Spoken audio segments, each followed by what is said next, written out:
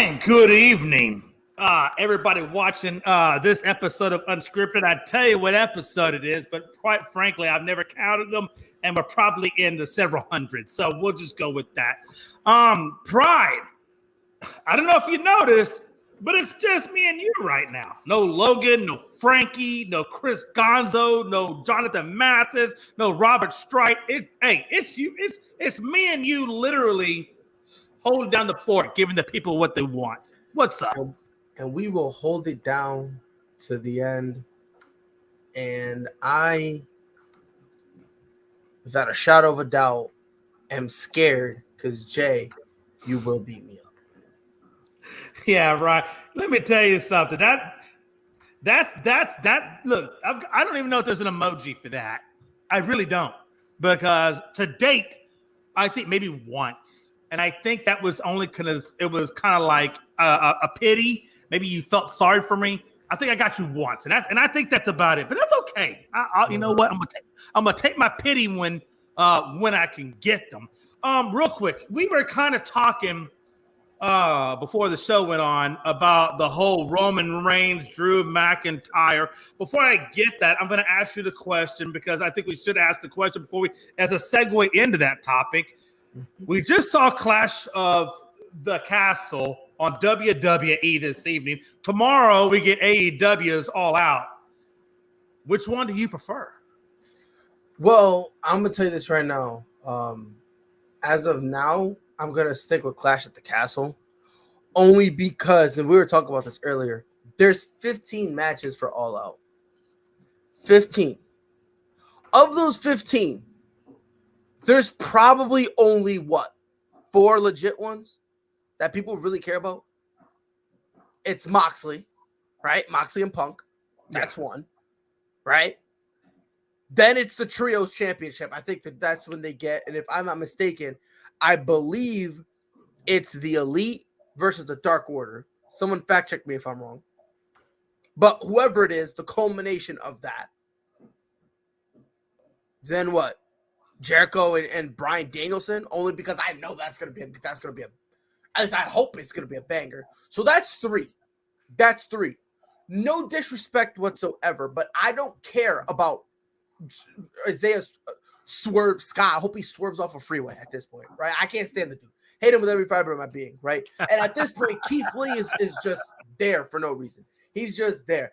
Every single time they run and hit the ring, it's always Swerve going in there first. And by the time he cleans everybody out, Keith Lee just finally gets in the ring. Okay? So I don't even care about the tag team titles, right? We're going to see FTR in a trios match, which I think is kind of dumb considering, in my opinion, the only trios match that should be an All Out should be a trios match for the championship.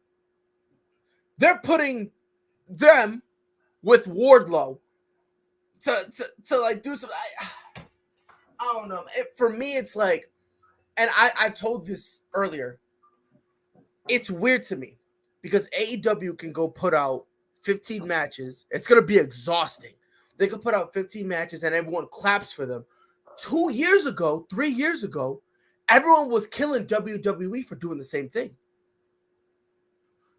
They were killing it for doing essentially the same thing. So it's like now for AEW, everyone wants to like praise them and whatnot. And I'm like, look, bro, I want to watch some good wrestling. Yes, no debate. But once we start getting to a point where of your double-digit matches, I only care about 3. In my opinion, that's a problem. That's a bad problem.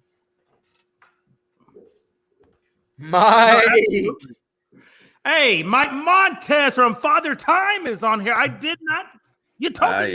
Hold on. Ooh. My bad. You must have heard wrestling and changed your mind. No, man, I seen Pride on here. I had to come in and thank him personally. Well, damn. I'm sorry. I guess I'm the wrong skin tone. I guess if I was a black man, you came on. Come on now. I had you on my show, Jay. How does it earlier, man? You were just there. Damn. I had to beg you for that. You just gave me like that, like Pride does, man. You gave me the pity one. What the hell? I did not. It's all good. It's good to have you here, man. I value. Look, we love having you on. You know that. course. Again, I don't know if you watch wrestling. Me and Pride were just talking about AEW, WWE. They both got pay-per-views. One was tonight, Clash of the Castle. AEW's got theirs tomorrow with All Out. I don't know if you watch wrestling, but if you watch wrestling, which one? If your wives came to you and said, look, Mike, you cannot watch both. We've got children. We've got bills. You get one and one only. What are you watching? Well, to answer your question of if I watch wrestling, my favorite wrestler is still John Cena. So I don't know. I don't even remember when his last match was. But, man, whichever one Roman Reigns is wrestling in. Is he still wrestling? I don't know. All right, we're giving you Clash of the Titans. Matter of fact, that's a good segue. I'm glad you said that. It leads me to my next question for Pride, which we were talking about. Pride, we know that Drew McIntyre lost in England, his homeland. I said that I felt like that Triple H just took over the company from a Vince McMahon. What better way to bring in and usher in a new wrestling era under him than him giving it to his own champion, Drew McIntyre? However, in a comic, you made a good point about it going a different direction and to a different person. Did you want to expand upon what you were saying earlier in pre-show? So basically, because a lot of people have the same thought that it would have been a great way for Drew McIntyre to take over and kind of be the new face or whatever. What people forget is Roman Reigns is also a Triple H guy. Like when the Shield was created originally, it wasn't supposed to be Roman Reigns. It was supposed to be Chris Hero, aka Cassius Ohno. And Triple H was like, how about Leaki? Which was what Roman Reigns used to wrestle under. So they said, fine. So Roman Reigns is also a Triple H guy. But I just thought Drew was gonna win because, bro, they start saying, yo, this is his home place. This is Rome. I thought he was born in Cardiff. Turns out he was born in Scotland. So it's like, okay, cool, whatever. Let's just have no continuity here. But they have that. I felt like they built this pay-per-view for Drew McIntyre. And for him to take a L at this point, I'm not watching any more Roman Reigns matches until Cody Rhodes. Because there was only two guys I thought could have beat Roman. That's Drew McIntyre in the UK, because they were just hyping this up for him, and Brock Lesnar. Brock Lesnar brought a forklift and couldn't beat him. We now drop Drew McIntyre in his home court, in his home, in his backyard, and he loses. So now the vibe I'm getting is Roman is gonna do his thing until Cody comes back. Yeah. Because I don't see anybody else on the roster. Like, I was saying this earlier. I mean, the only guy who I think could legitimately step up and have a match where I'll actually believe is Seth. But even then, I don't think the rivalry between him and Riddle is done. And I mean, after that, who else is really there? There's really nobody that you can look at me and say, I mean, a lot of people are gonna say Killer Cross. I'd rather Killer Cross myself. You know what I mean? Like, if the day he becomes a champion, like the Universal Champion or the WWE Champion, I will be an AEW fanboy. I will get Tony Khan's name tattooed on my chest. Because when he was a champion in NXT, I completely fell off of NXT. I could not buy it. And this was black and gold NXT. I could not buy it. I couldn't buy it. So, I mean, it's him. I mean, Austin Theory is like going around. I think it's going to be a situation with Austin Theory that if he cashes it in, it'll be a situation where he cashes it in and then loses it immediately. Kind of like what they did with Miz and his second time around with the belt. I think he only had the belt for like 2 days or something like that. Right. Something like that. But outside of that, there's no one else that could step up. And you can paint a good storyline that makes me, I don't want to say believe, but have me entertained the whole time. Yeah. There's really no other thing. I mean, Kevin Owens, not really, because at this point, I don't see Kevin Owens right now. Kevin Owens versus Sami Zayn because of the friction, the awkward stuff they got going on, right? Like they're best friends, but they're kind of in denial about it type of thing. I'd rather see that, and it's like, You know who? I mean, at this point, you might as well go bring a doped up Jeff Hardy so we could just job him out to Roman at this point. So I'm just saying. But I'm just that saying. is right. I mean, but I get that. I mean, like, what point at what time are they going to take the belt off of Roman Reigns and put it on someone else? And I think the Cody Rhodes, like you said, them waiting to put it on him. I mean, what better way would it be than to give the belt to Cody Rhodes? I mean, it's a feel-good story, right?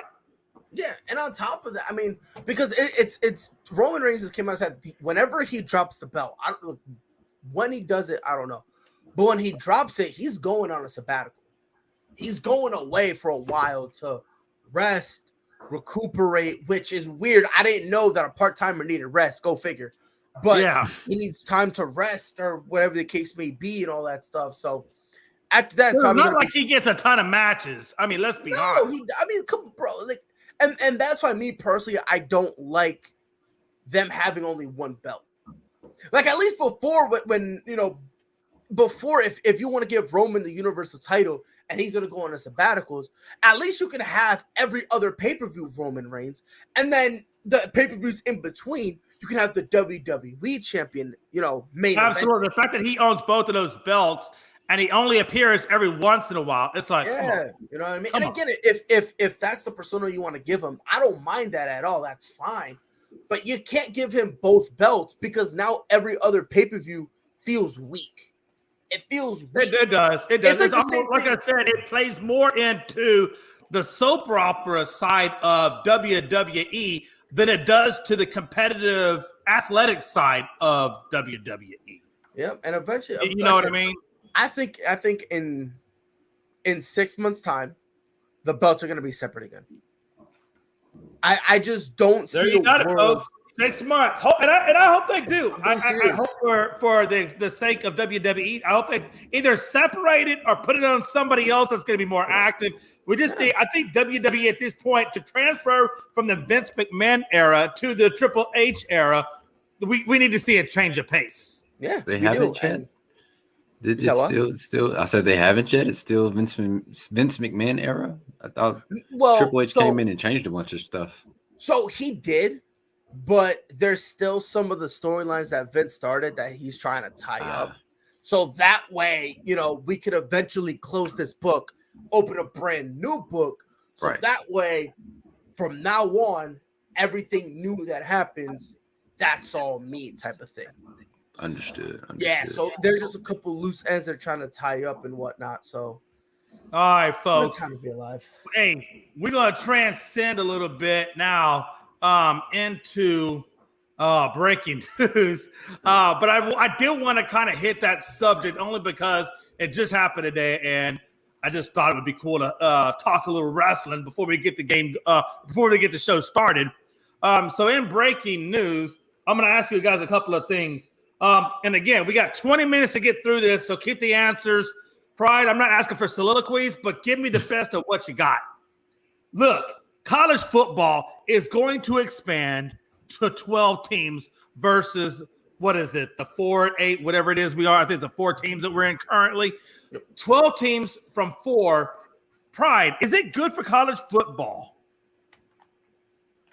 To an extent, right? Because before it was just 4, so people always felt like there was some weird politics going into it, right? Where there were teams that deserved it and couldn't get in it, and there's some teams that it just wouldn't feel right. Like, for instance, Notre Dame, for like the last 3 weeks, people were trying to make a legitimate argument that they should be in the college playoffs. I'm like, right, okay, at some point we got to pump the brakes, right? So now that they're doing 12, it's going to be very interesting to see how, because obviously it's probably going to have to start earlier, right? So that way, they could do all that stuff. So it's going to be interesting because now I feel like with the 12, sure, it's going to be a little less, political in terms of, well, we got to try to get Alabama in every year. And we got to make sure Notre Dame stays in. And we got to make sure Georgia, like, instead of doing that, now they're kind of more hands off. But in 2 years,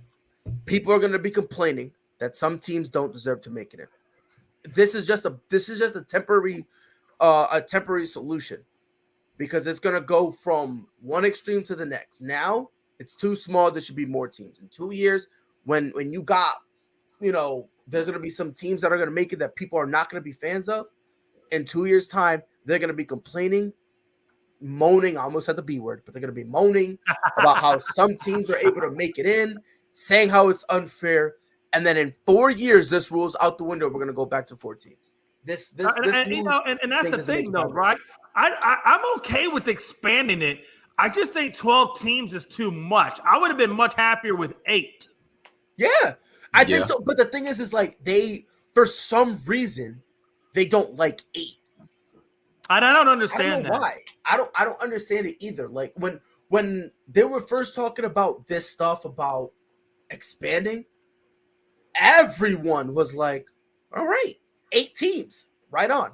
Everyone was like 8 teams because that's fine because now you're in the perfect middle, right?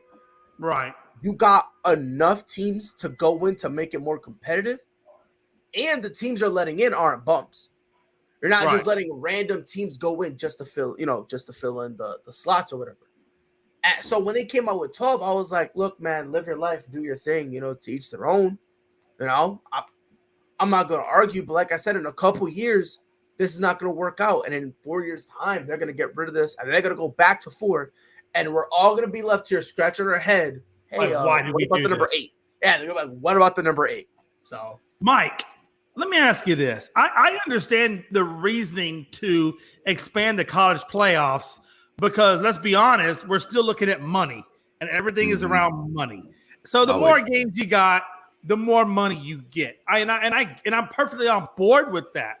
I think they're wanting to do 6 games as a playoff, where I think 4 games as a playoff is a better scenario for that. I think, look, if you're beyond that 8th team, you're there for one of 2 reasons. Either A, your strength of schedule wasn't good enough to get you higher, or B, you got tore up by one of the topper teams that dropped you down to that level. So I don't understand why beyond 8 you think you could compete and get to the top. What do you think, Mike? I mean, everybody wants to have a Cinderella story. And what I mean by that is you think about all of these Cinderella stories with the NCAA championships, or the basketball championships, where you got all of these no-name teams that get a big break in the play-in to the tournament, and then they just go on these magnificent streaks, and then sometimes you win. Very, very seldom do you win, but you get that every once in a while win, and most of the times you're out in round 3, round 4. Right. But with football, what they need to understand is football is a entirely different beast. I think we kind of talked about it on the episode of ASAP in the Morning that I was on, where we were saying which one's more grueling, the NFL playoffs or the NBA playoffs, playing 7 games. And I personally feel like NFL, because of the physicality of the game, is the more grueling schedule. Even though NBA has more games, the physicality of it isn't as up to par with NFL as NFL is. But going back to college, at this point, you're trying to give me 1 second. But just real quick to piggyback off his point real quick, it's interesting because I do believe that the NFL playoffs are harder, and the reason why I believe is because you don't have like your margin for error is small. Like it's one game. You know what I mean? It's one game. You have to go undefeated the entire playoffs. If I lose game 1, I don't care. If I lose game 2, I don't care. I still have a chance, right? Like go down 3-1. Go ask Goat James. He was able to come back and and win, right? Go down 0-2. That's no problem for Luka, who ended up winning 4 straight and getting the Mavs up to the Western Conference Finals. So we've seen teams down a game or 2 be able to come back. In football, that's much harder because not only the physicality, but also because of the fact that if I make this one mistake in this one game, it could end up. Go ahead, Mike. All right. I'm it was my wife. I gotta You go, bro. get up out of here. But to kind of finish off my answer, like you all were saying, eight teams is plenty. 12 is like is one. I know the commercial with the old guy with the fishing rod and the dollar on the end is like gotta be quicker than or just gotta be quicker than that. Yeah, that's like teasing those other four teams. But that'll end off my question. Hey, it's great being here always. I love being on Unscripted. And I got to get my shameless plug. We did Father Time about an hour ago or 2 hours ago. Make sure you see us catch us next week, 6 o'clock Saturday. All right, y'all. See y'all later. Yes, sir. All right, man. Peace out. Hey, just to piggyback off of that, though, again with the NBA and the pace in which you can move between possessions. Unlike the NFL, like you said, the pace at which you can get between possessions. If I'm down by 10 in the NBA and I got 3 minutes on the clock, if I got a really good ass 3-pointer, or if I get a couple of fouls, or if I, whatever the case may be, or a couple of blocks, whatever, 3 minutes, I can make up 10 points. We've all seen that done. 3 minutes in football, if you're down by 2 scores, you're screwed. Because maybe you'll get lucky on an onside kick. Maybe. Mm-hmm. But let's be honest.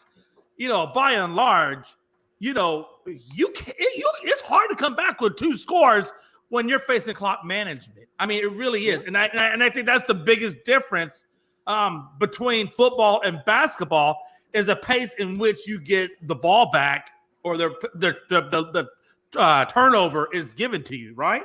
Yeah. And like you said, and this is not to diminish basketball in any way, shape, or form. No, right? No, absolutely not. The reality of the situation is that if I am down in basketball, I have an easier time to catch up than if I'm down in football, right? Because here's the thing: if I'm down in basketball and I do a turnover, yeah, it sucks. But I can also control the fact that, all right, I can help stop that offense from scoring, right? In football, that's another thing. Like, if I'm a quarterback and I throw the interception, it's very rare that another quarterback hits the opposing player who got the interception. That's rare. It's even rarer. I don't know if it's even been done for a quarterback to force a fumble. So it's like the quarterback who throws the interception has to go to the sideline, and you now have to deal and hope that your defense can bail you out. Absolutely. And absolutely. It's just a thing, man. Like, especially in the playoffs, man. Football is definitely harder. No disrespect to basketball, none at all. But it's not even comparable. We're going to switch gears real quick. I want to talk about this Yankees team. And again, Frankie, if you're watching, I'm certainly not trying to disrespect the Yankees, but I do want to bring a couple of things to light. Aaron Boone, obviously, the Yankees last game, they got blown out 9-0 over the Tampa Bay Devil Rays. We saw Benintendi just get put onto the 15-day, I believe it is, IL, with I believe it's a wrist issue. Nothing important, but he'll miss about 15 games with that. Then we see the Yankees bullpen. I thought Gurman did a pretty good job. Wasn't bad. I thought the rest of their bullpen really, really hurt them over the last part of that game. They gave it the most runs in that night. I think Gurman gave up 2 or 3, but the other 6 came from their bench. And my thing about it is this: you're not seeing a lot in the way of runs. I think they got 5 hits. I believe Judge struck out twice. The Tampa Bay Devil Rays put up 11 hits, and they got 9 out of the 11. My question is this. They got Stanton back off the IL. Benintendi goes on to the IL. Man, what a slide this team. And again, Pride. Frankie, this is not a slide on you guys, but right now, that margin is only 5 games between Tampa and New York. And if you look at it, if you include tonight's game in that, they got 6 games against Tampa. And by the way, Tampa takes out 6, or if Tampa takes out 5, you can see how that, you can see how that lead could dwindle to where now we could be looking at the Yankees, which started off the year as, my God, the best thing since sliced bread. But I know Pride and a few other guys, as myself, even said after the All-Star break, I think the wheels fall off due to injuries and things of that nature.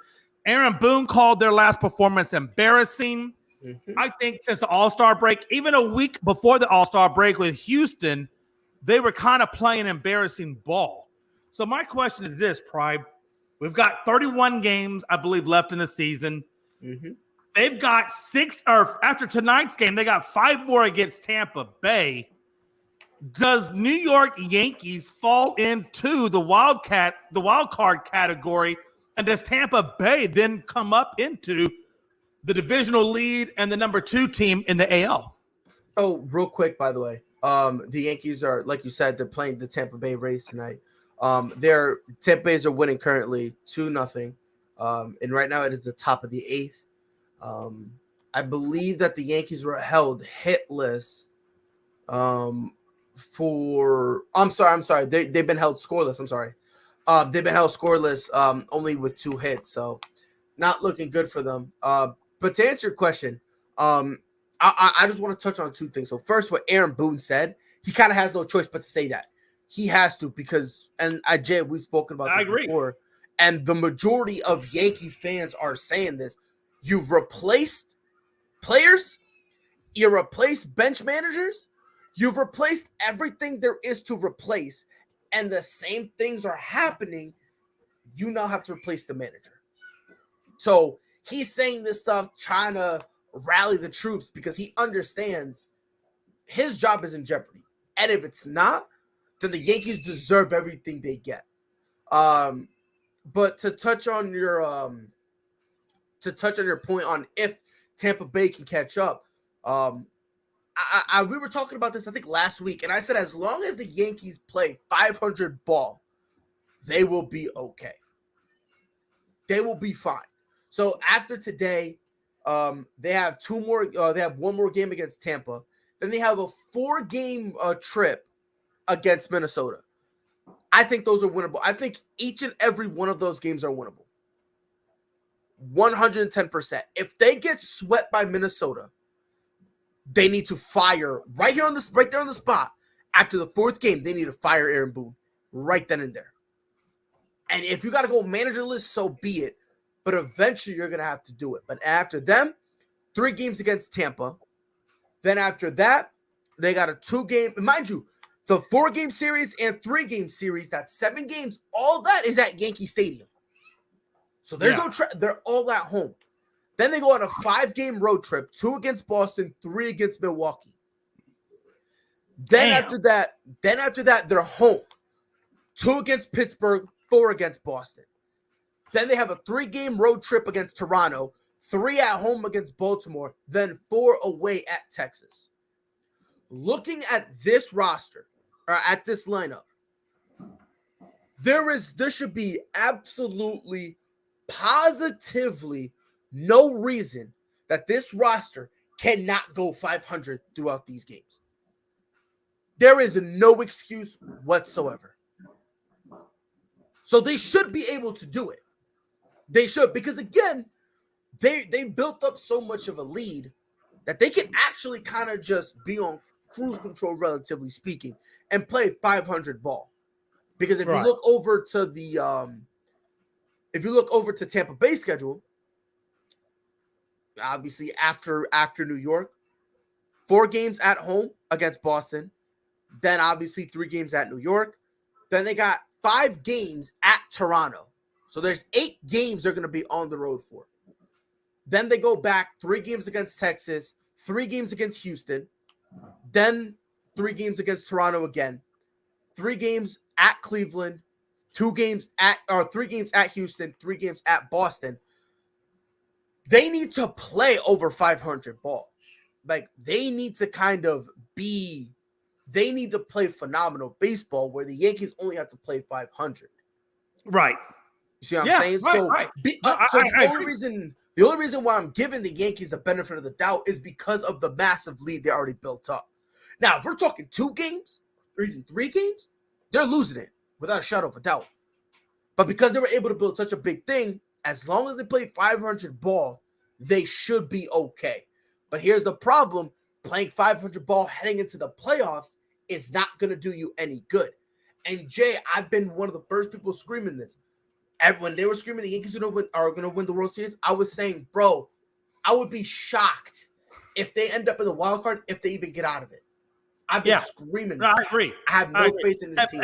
Again, Brian, my problem with what you're saying, and I agree with you that they've got to play 500 ball, but my issue with why I think they cannot play 500 ball isn't because the talent isn't there. It's because of the momentum and the mental state of the ball club not being there. Mm-hmm. And I think that even though talent-wise they should be able to beat these teams, sometimes when you get into that funk, and then they just, like I said, they lost Benintendi, one of their big hitters, to the IL for 15 days out of, 30 days left before the thing. So you go half the season left after he comes back.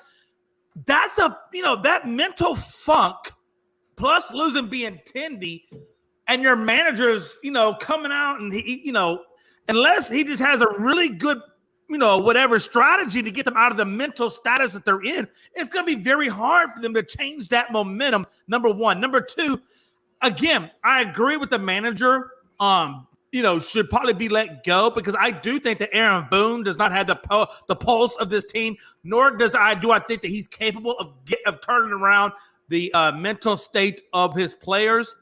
But more importantly than Aaron Boone that needs to leave should be Brian Cashman. Well, straight up. Well, here's why I got to push back on you on that. I don't blame Brian Cashman. And I'm going to tell you why.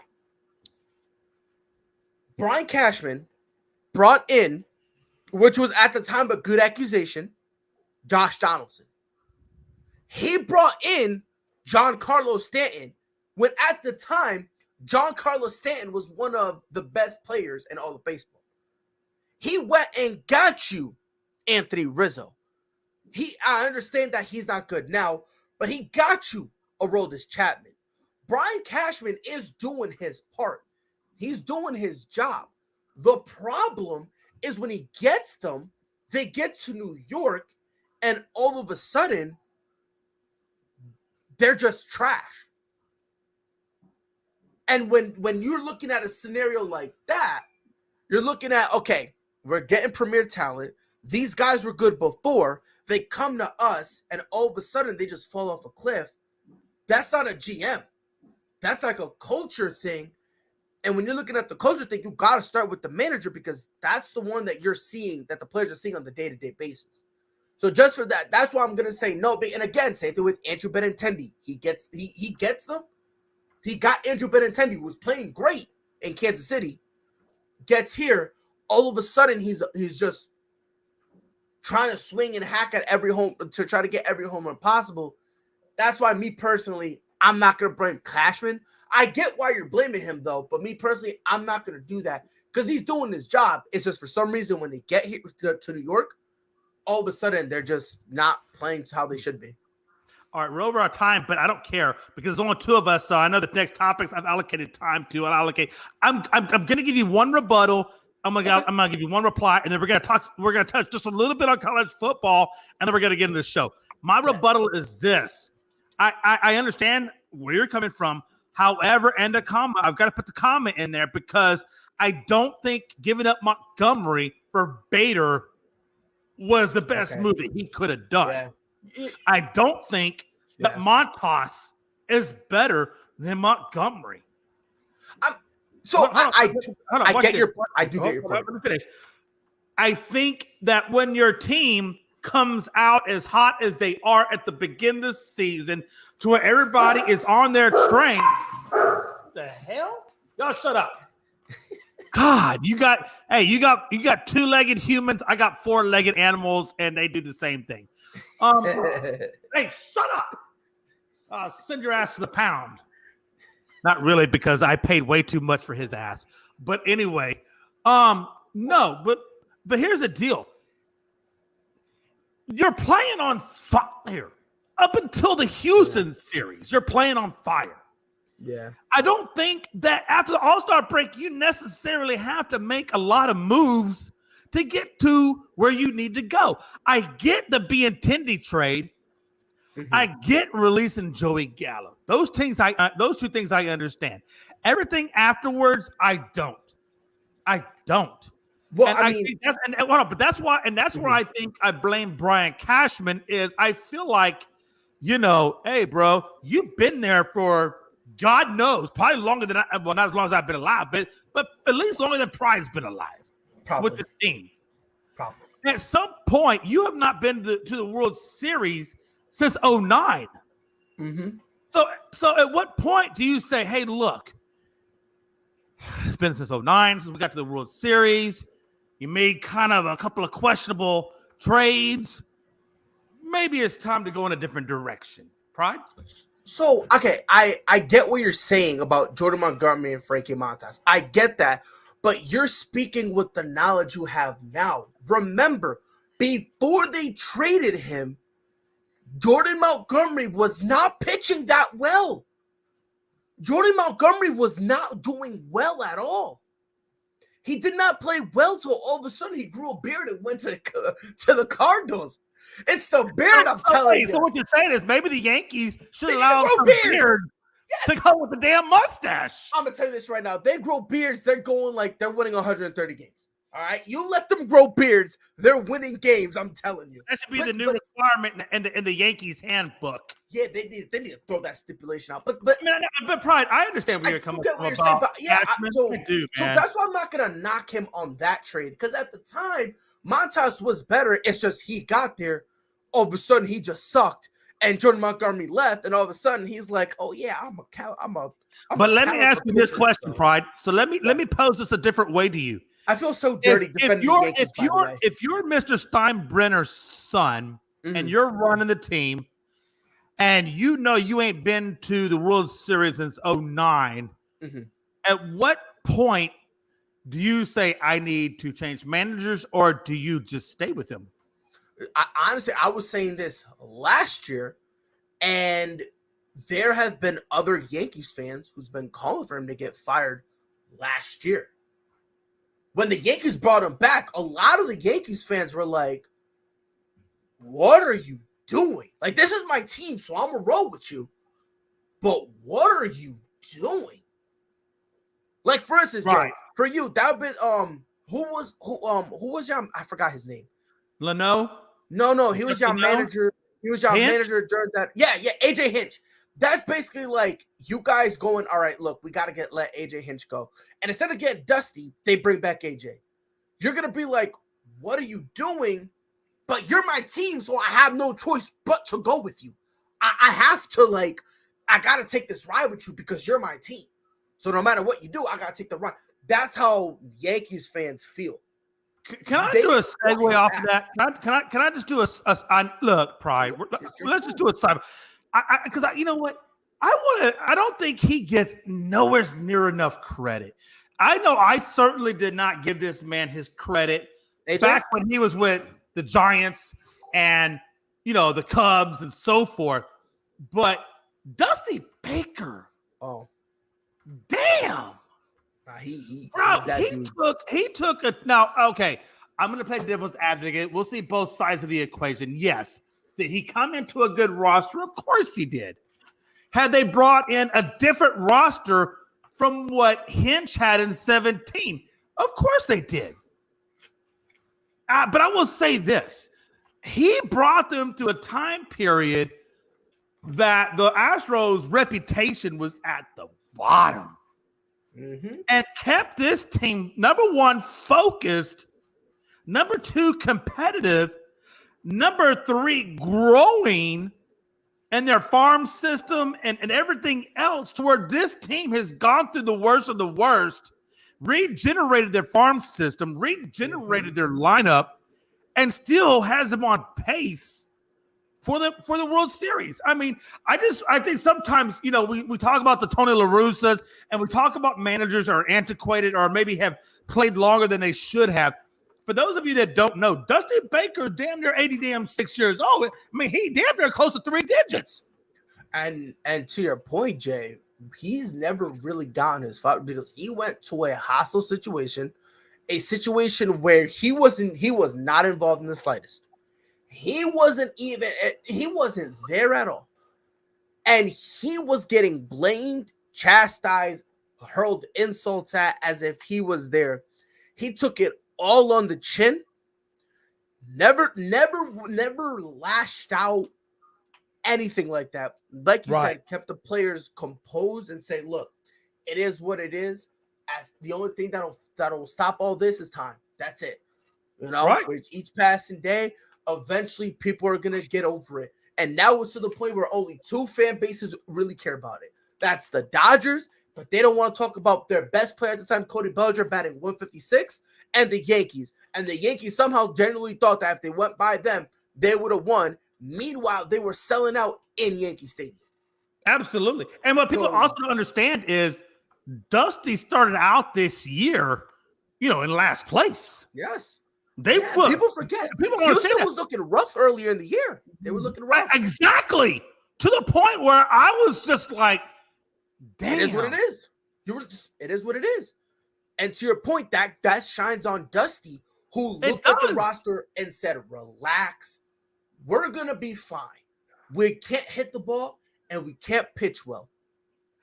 Give me a month and we're going to be fine. He was like, give me a month and I promise you we'll be fine.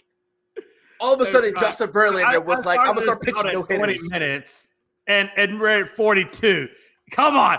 We got to get – look, Pride, we're going to kind of fly through this a little bit, okay? Because we're at 42 freaking minutes. We're going to go a little bit past the hour. I'm going to save you the suspense. We're going to go past the hour, but we're going to go through this, okay? All right, here we go. Shoot. I always do that every time to myself. All right, here we go, folks. Next topic. Oh, come on now. Give me the love. There you go. All right. Timer starts. Strider sets Atlanta record with 16 Ks. Is he the rookie of the year? I'm gonna tell you right now. I don't. That's a hard one because I think it's a toss up between him and Julio Rodriguez. I think those are the two guys we're looking at. He gave up 2 hits in 8 innings, 3-0 over the Rockies his last start. He fanned at least the last 2 batters on 106 pitches through 8 innings. Smoltz held the record at 15 strikeouts. He beat Smoltz. He got the 15 strikeouts back in May of 2005. So that tells you how long that record has stood in Atlanta. And these are some pretty damn good. When you got Glavine and you got Maddox, this guy beat them all in strikeouts per game. Again, longest career of his start, 117 innings, 76 hits, 37 runs, 2.69 ERA, but 9-4 record, but 174 strikeouts. That's the big ticket.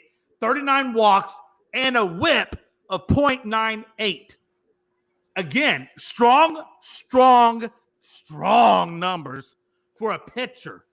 Damn near, if I may say, almost Cy Young if his record was better than 9-4.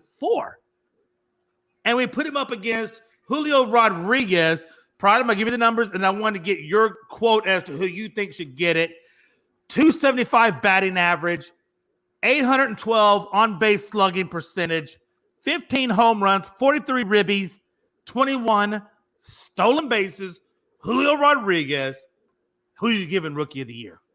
Without a shadow of a doubt, I'm without a shadow of doubt, I'm going Spencer Strider, and I'm going to tell you why in the simplest of ways. So, first of all, Julio Rodriguez looks like he could still make some improvement. Spencer Strider looks like you drop him on any lineup, any bullpen, he's probably your number 2 or number 3 guy.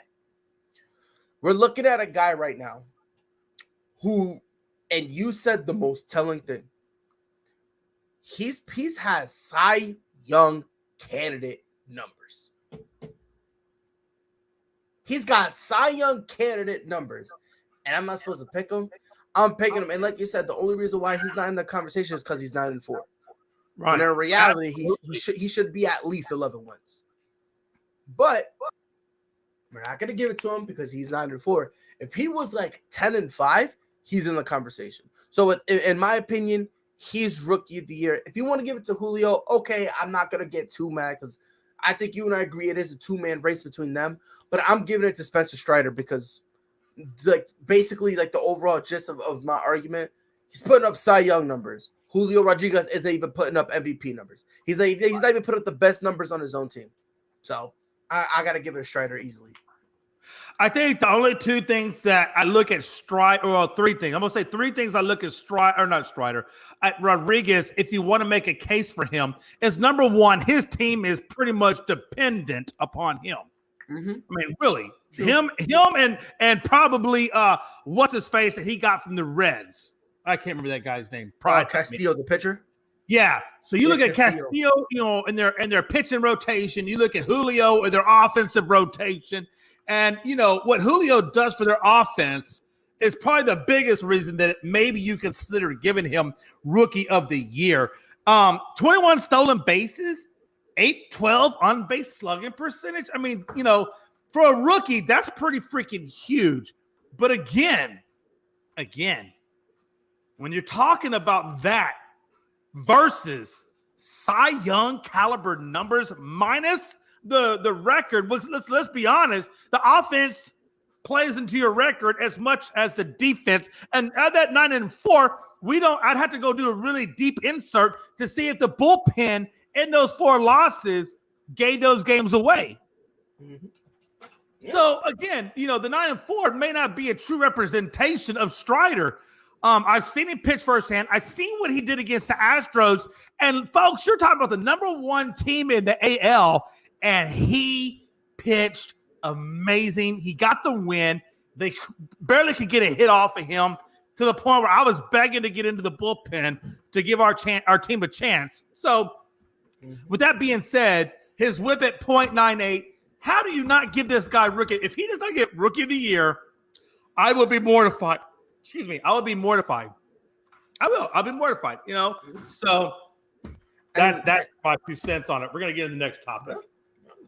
Man, Strider, I swear to God, power the mustache. Him and Cortez, I swear, man. I'm about to all the Astros pitchers to fucking grow a mustache. You're freaking fired. With the exception of Verlander, he can do whatever the hell he wants. Right? Oh, yeah. You do whatever. I'm not telling Verlander to do a damn thing. Not at all. All right, folks. Oh, Jesus, come on.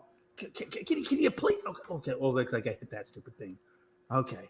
What the hell? Pride. Why am I screwing this up, man? Logan did a much better job at this than I did. I had the wrong button. Start, bench, cut. Now, Pride, this is a hard one. And this is what I'm going to test you. I'm going to test you on this because I'll be honest with you, it looks easy. You could automatically go, Mahomes, Allen, whatever way you want to do it. But it's not as easy as you think. And I'm going to give you a couple of reasons why I think it's not as easy. And then I'm going to hear what you have to say. And the clock starts now. Here's my 2 cents on that. If I come up.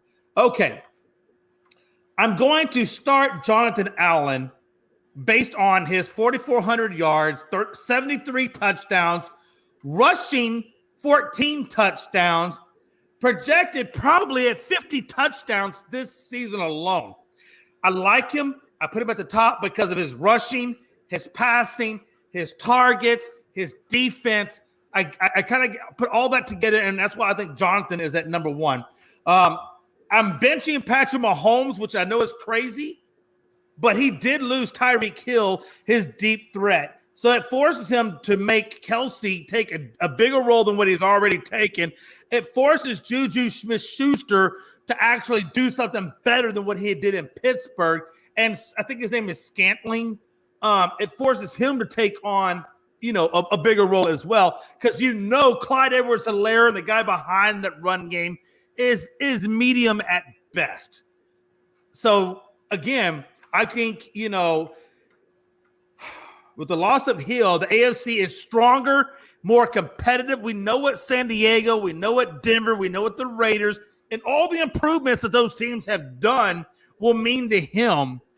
And I think the touchdowns will take a dip. So I think that he puts up 4,500, 30 TDs, and should be, at that level. I'm going to cut Justin Herbert, and I'm going to tell you, it was very, very hard for me to cut Justin Herbert. But the reason why I cut him is because he lacks the one thing that the other two guys have.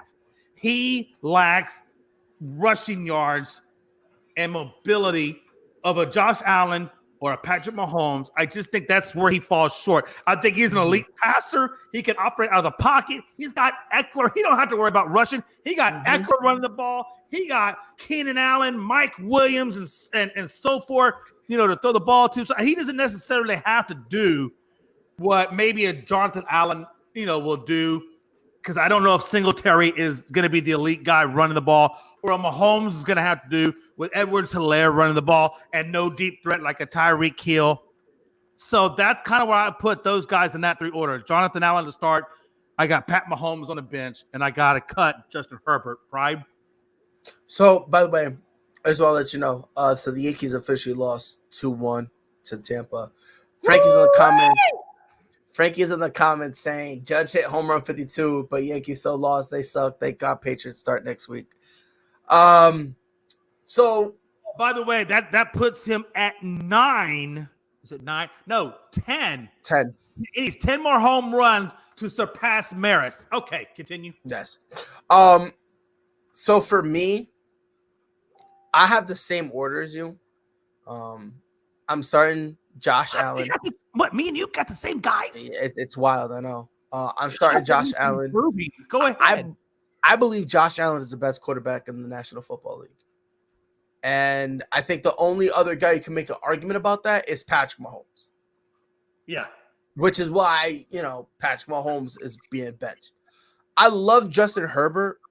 I really do. And I do think he's on the come up. I really do. But for as good as he is, you're looking at two quarterbacks who are just better. I would love Justin Herbert on my team. I would. Too. I would love him on my team. No debate. But if I had the opportunity to pick Josh Allen over him, I will. And if you ask me to pick Patrick Mahomes over him, I will. I love this kid, but unfortunately he's not in the same stratosphere as Josh Allen or Patrick Mahomes. So I agree with you. I'm going Josh Allen first. I'm going Patrick Mahomes second, and then I got Justin Herbert. I got to cut him. Which I think, God forbid, and again, I think to his own detriment, the fact that he does have such a good running back that he doesn't necessarily have to run the ball. It's a service to him and also disservice in terms of, going against other guys, that do have to have those attributes and show those attributes. It's crazy. All right, folks. Hold on. Bye, baby. All right. Come on. Help me out. Do the right thing. Colin. Gallinari tears ACL playing for Italy. Here's my stick on that, Pride. We saw earlier in the what, maybe a month or so ago, maybe 3 to 4 weeks ago, we saw Chet Holmgren out there at the Pro-Am trying to defend in Seattle against LeBron James. They had, some humid conditions, some wet floors. He rolls his ankle, has a Len Frank fracture, which is basically, if you know what Len Frank is, it's a middle of the foot fracture, out for the season. Now we see Gallinari out there playing in Italy, tearing his ACL, done for the season, which would have been great for the Boston Celtics to have his shooting ability on the outside perimeter.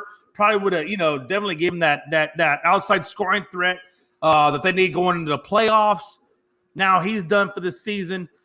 You see Giannis and other big-name athletes out there playing, in these European games and these Pro-Am games and pickup games and whatever.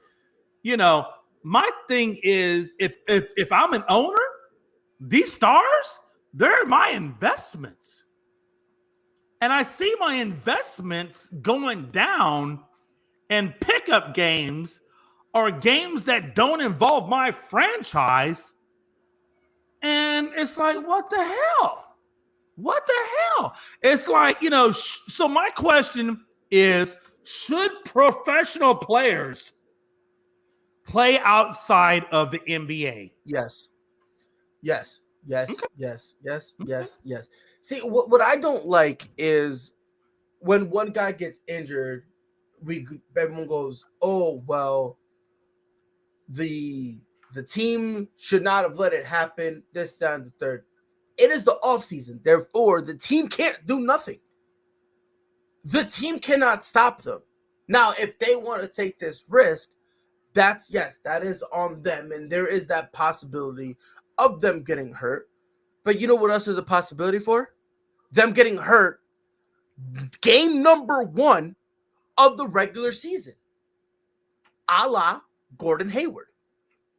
When it was the Celtics, game 1 in TD Garden, we hosted the Cleveland Cavaliers. He went up, I think he went up for a block or something, landed, his ankle got destroyed. Should we then say, oh yeah, game 1 of the regular season, we should not be letting the players play? No. Especially now, Gallinari, it's not again.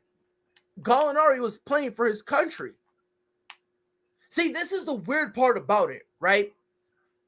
When DeJounte Murray has one good game and the rec leagues are doing, everyone loves that and say this is why they need to keep playing it. Then Chet Holmgren suffers an injury. This is why they need to get canceled, right? Gallinari tore his ACL playing for Italy. Yeah. And the same people who are saying it's a stupid move for Gallinari to play are the same people who are deep throating Giannis for getting 2 points. These are the same people who were saying, when I think it was a few days ago or maybe even last week, when Jokic was he was leading his country to play against Giannis, those same people who are saying that Gallinari is stupid for playing were the same people who were watching Jokic versus Giannis.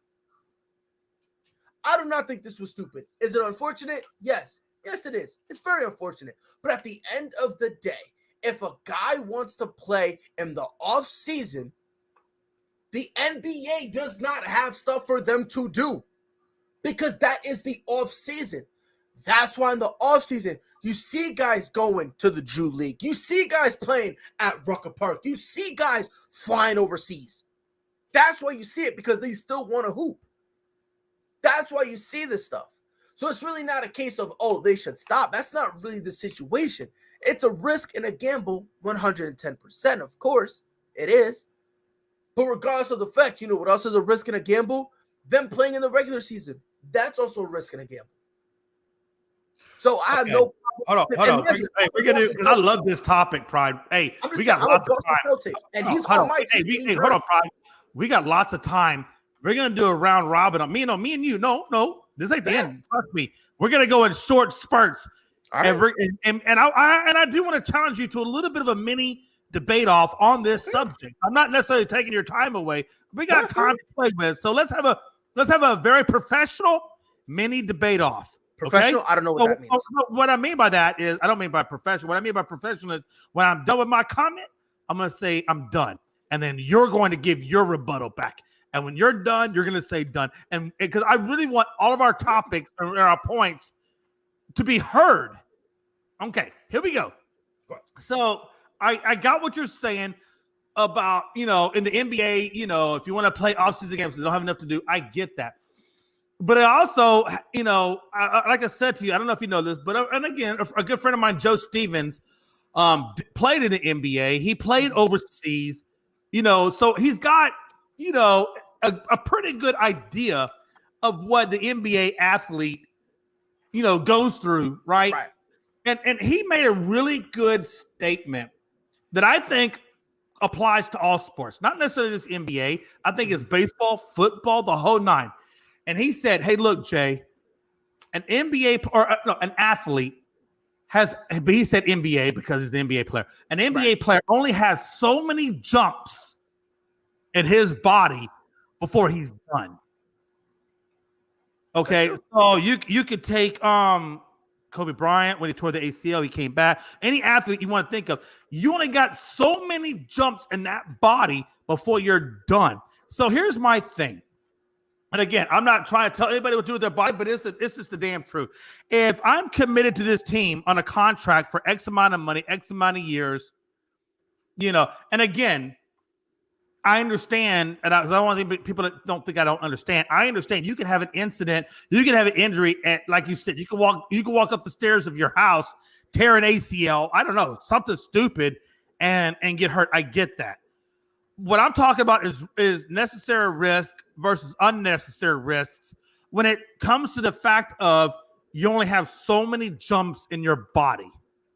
So my theory is if I'm playing at the professional level and I'm getting paid to represent this franchise, and again, I think to the owners, hey, you should have a stipulation in your clause.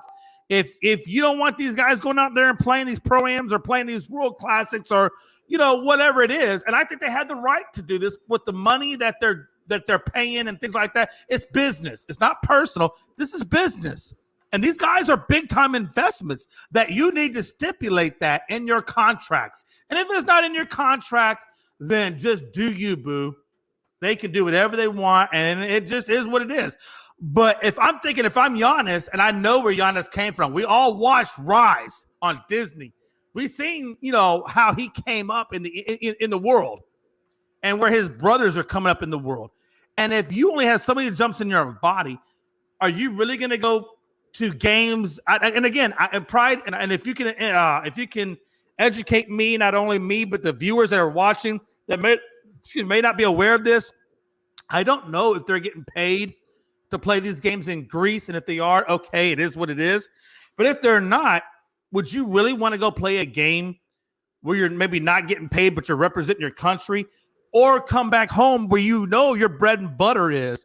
Where, like you said, you only have so many games. If I'm going to get injured, I get it. Gordon Hayward got injured game 1 in the NBA regular season. It is what it is. Hey, you can't prevent that. But at least he got injured playing in the NBA and not overseas, because all we really care about is the NBA. Look, Pride, are you watching Greece games? I'm not watching Greece games.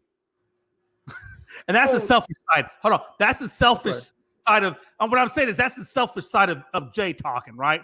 Because all I know is what I see on American TV. I don't know. I don't watch European TV. So it is what it is. But anyway, I turn the table over to you, Pride. So I just want to let some stuff out there know. So first of all, they get paid. It all depends on the country, right? So Italy, Greece, yeah, they'll pay you. For the United States, they won't pay you. What they'll do is they basically pay you per diem and take care of all your health insurance. So let's say you jump, break your leg, they basically take care of all. They take care of all the bills. They take care of all that. So basically, it's like, do you want to play for your country? That's really the only thing. You made a couple points. I just want to address a couple of them real quick. So the whole so many jumps in your body theory, that's something a lot of people have said. But here's the thing.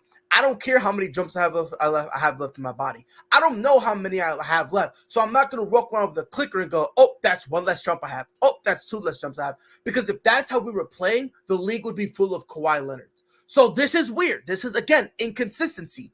People kill Kawhi Leonard for load management. Then in a situation like this, Gallinari shouldn't have played basketball. It's the inconsistency for me that doesn't really make sense. That's one. 2, for you to say that it's a business move and that the team should be able to put something in the contract saying they should not play, that's completely unfair. And it's because in the offseason, there's the word season, but before that, there's another word, off. That means the players can go and do what they want. If during the regular season, sure, I get it. They should not be doing that dumb stuff because you're in the middle of the regular season. That I'm with you. In the off season, I am not going to tell a player, go sit in your house with the lights off, and you're not allowed to do absolutely nothing.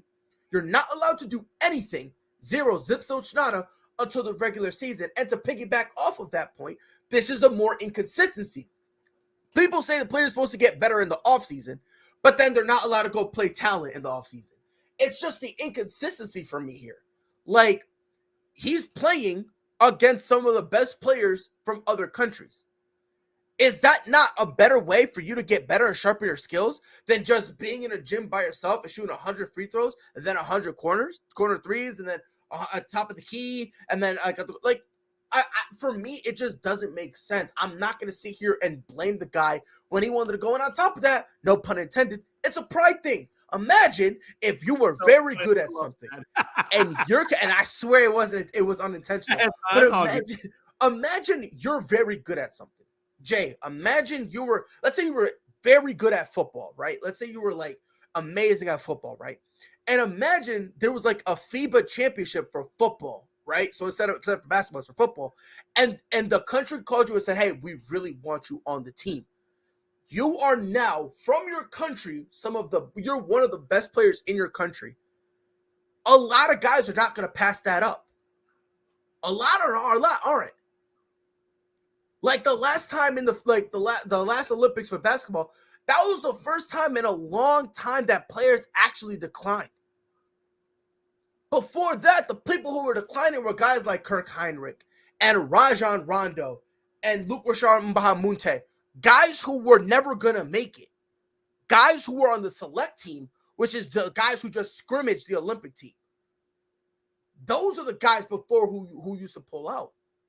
So again, for me, it's just the inconsistency. Like, a guy's supposed to monitor himself, but then when a guy does monitor himself, like Kawhi Leonard, or like you've done, Jay, you killed LeBron James for doing some of that this year, even though some of the games he was hurt. And you killed LeBron James for it. But then Gallinari goes out and plays, then it's dumb for him to do that.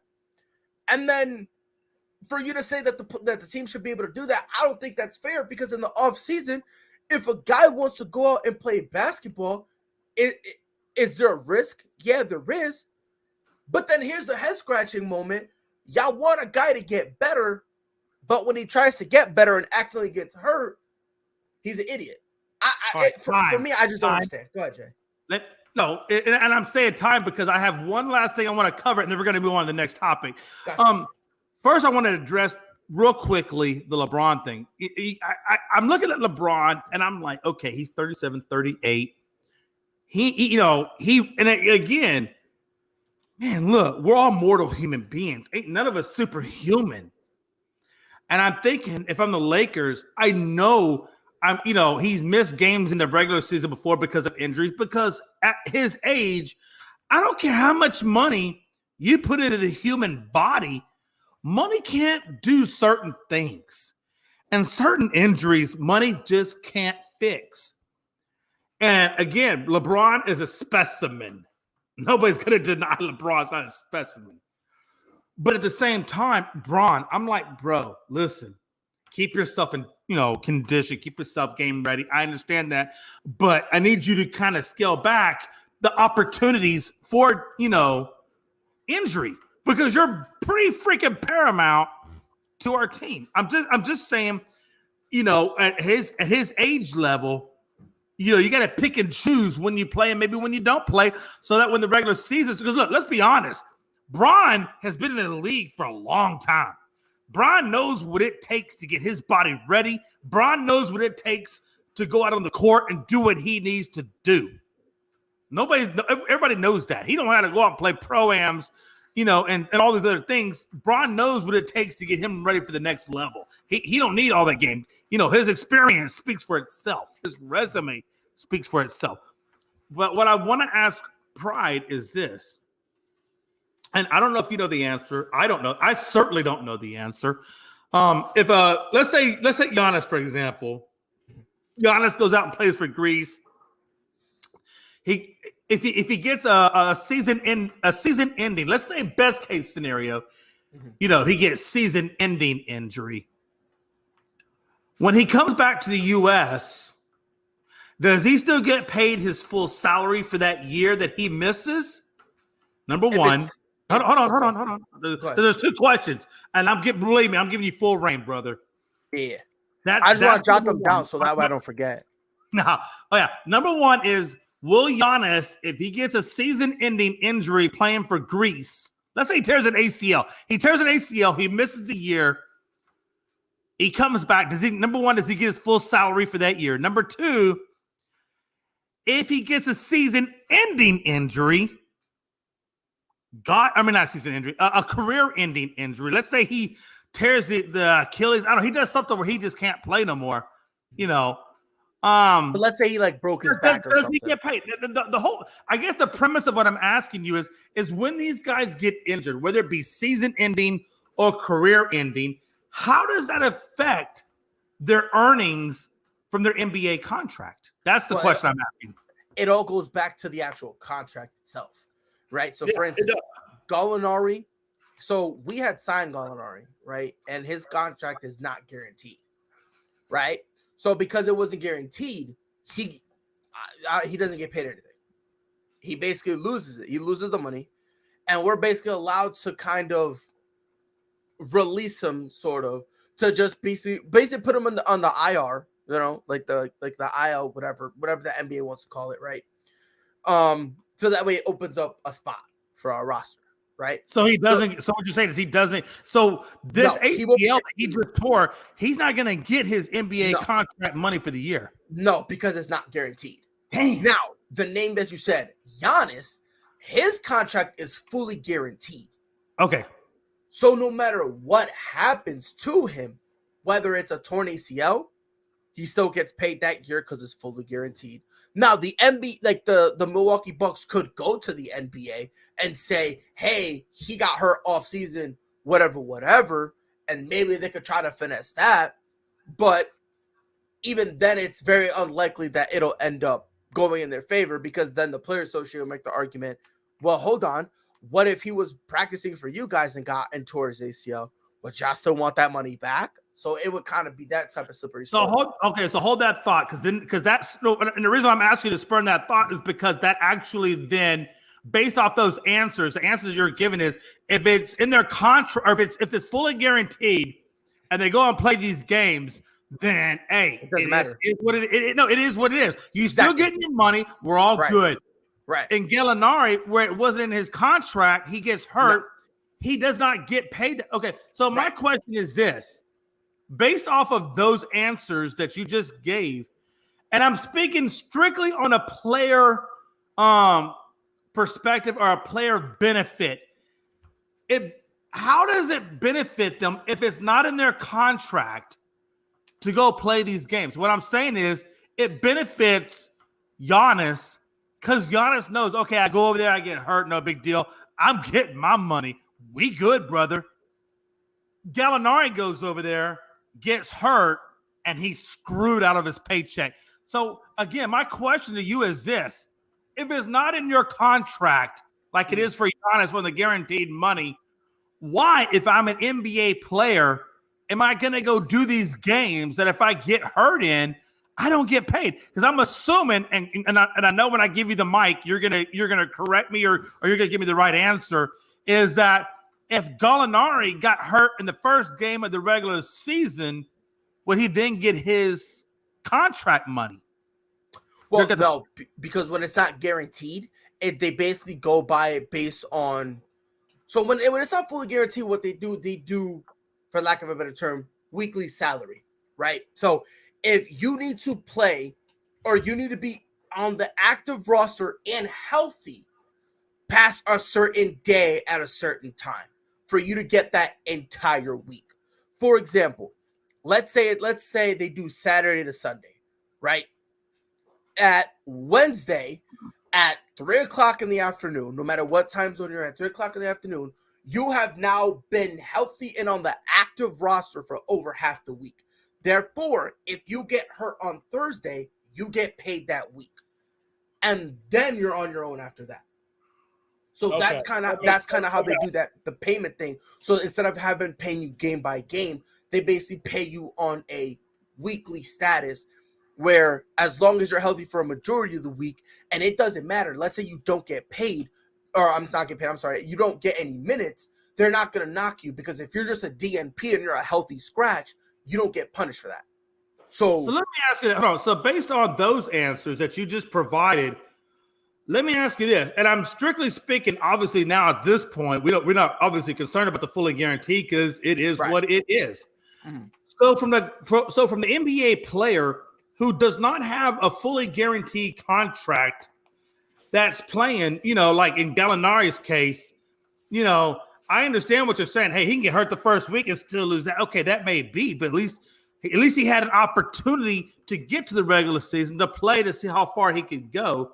Whereas when you go outside the regular season and you get hurt, you're just completely let me ask you, I guess the real question I'm asking is, Pride, what benefit does it give the NBA player on a non-guaranteed contract to play outside of the regular season?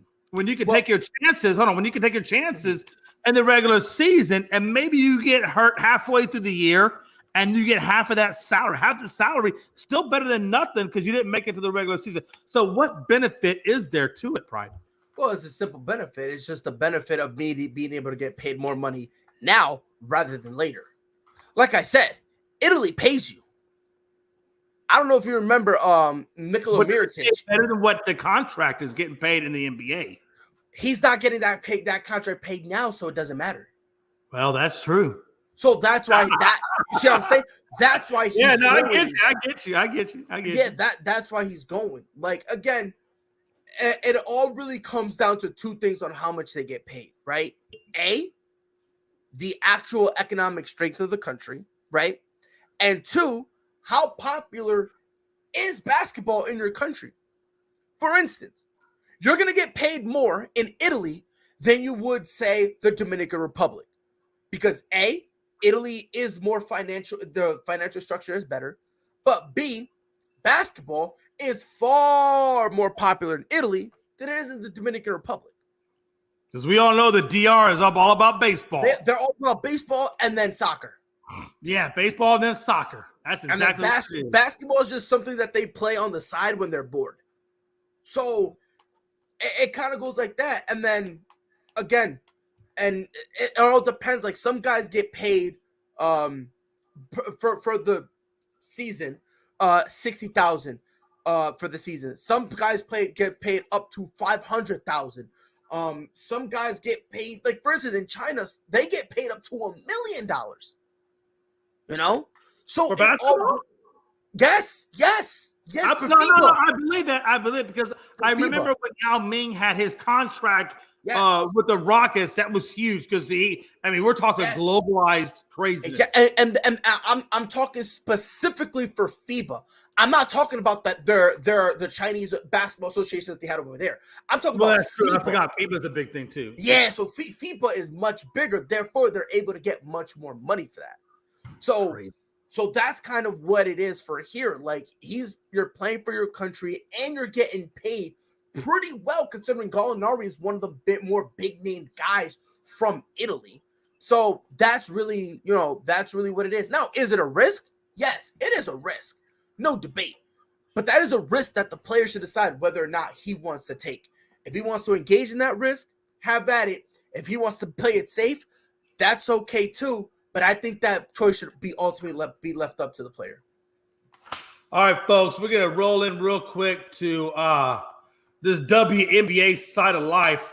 As you know now, we are now 2 games into the WNBA playoffs, and each playoff series in the semifinals is tied at 1 apiece. We're going to break it down real quick, game by game, and then we'll go from here.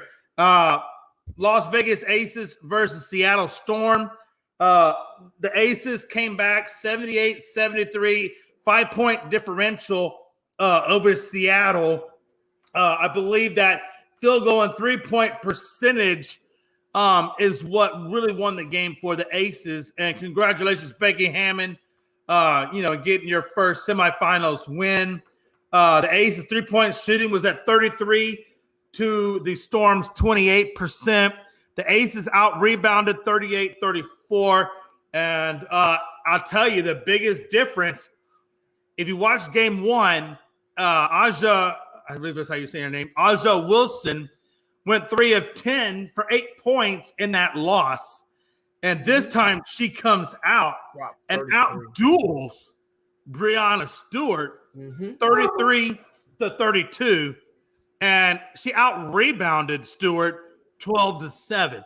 So, again, Aja Wilson, Breanna Stewart was a big thing. And when you look at also Gray gave 19 points, 7 assists, and Plum gave them 18 points for the Aces. That really kind of took the win for those guys. But, again, and I said this during the last podcast on this when they were down by 1 game, that Aja Wilson just was not a part of that game. And this time she just comes out and plays her game. And of course, the Aces come away with the win. Pride? Yeah. Honestly, outside of Breonna Stewart and Tina Charles for the Storm, everyone else really didn't have. I don't want to say they were bums, but they did not play well at all. They did not play well at all. Granted, you can make an argument that it kind of was like a little bit of a sloppy game, but I think, like you said, I think it was Wilson, Plum, and Gray being able just to make sure the game didn't get out of hand. And the 3 of them being able to be consistent. Obviously, Wilson just exploding for absolutely positively no reason whatsoever. Like, she was tight, right?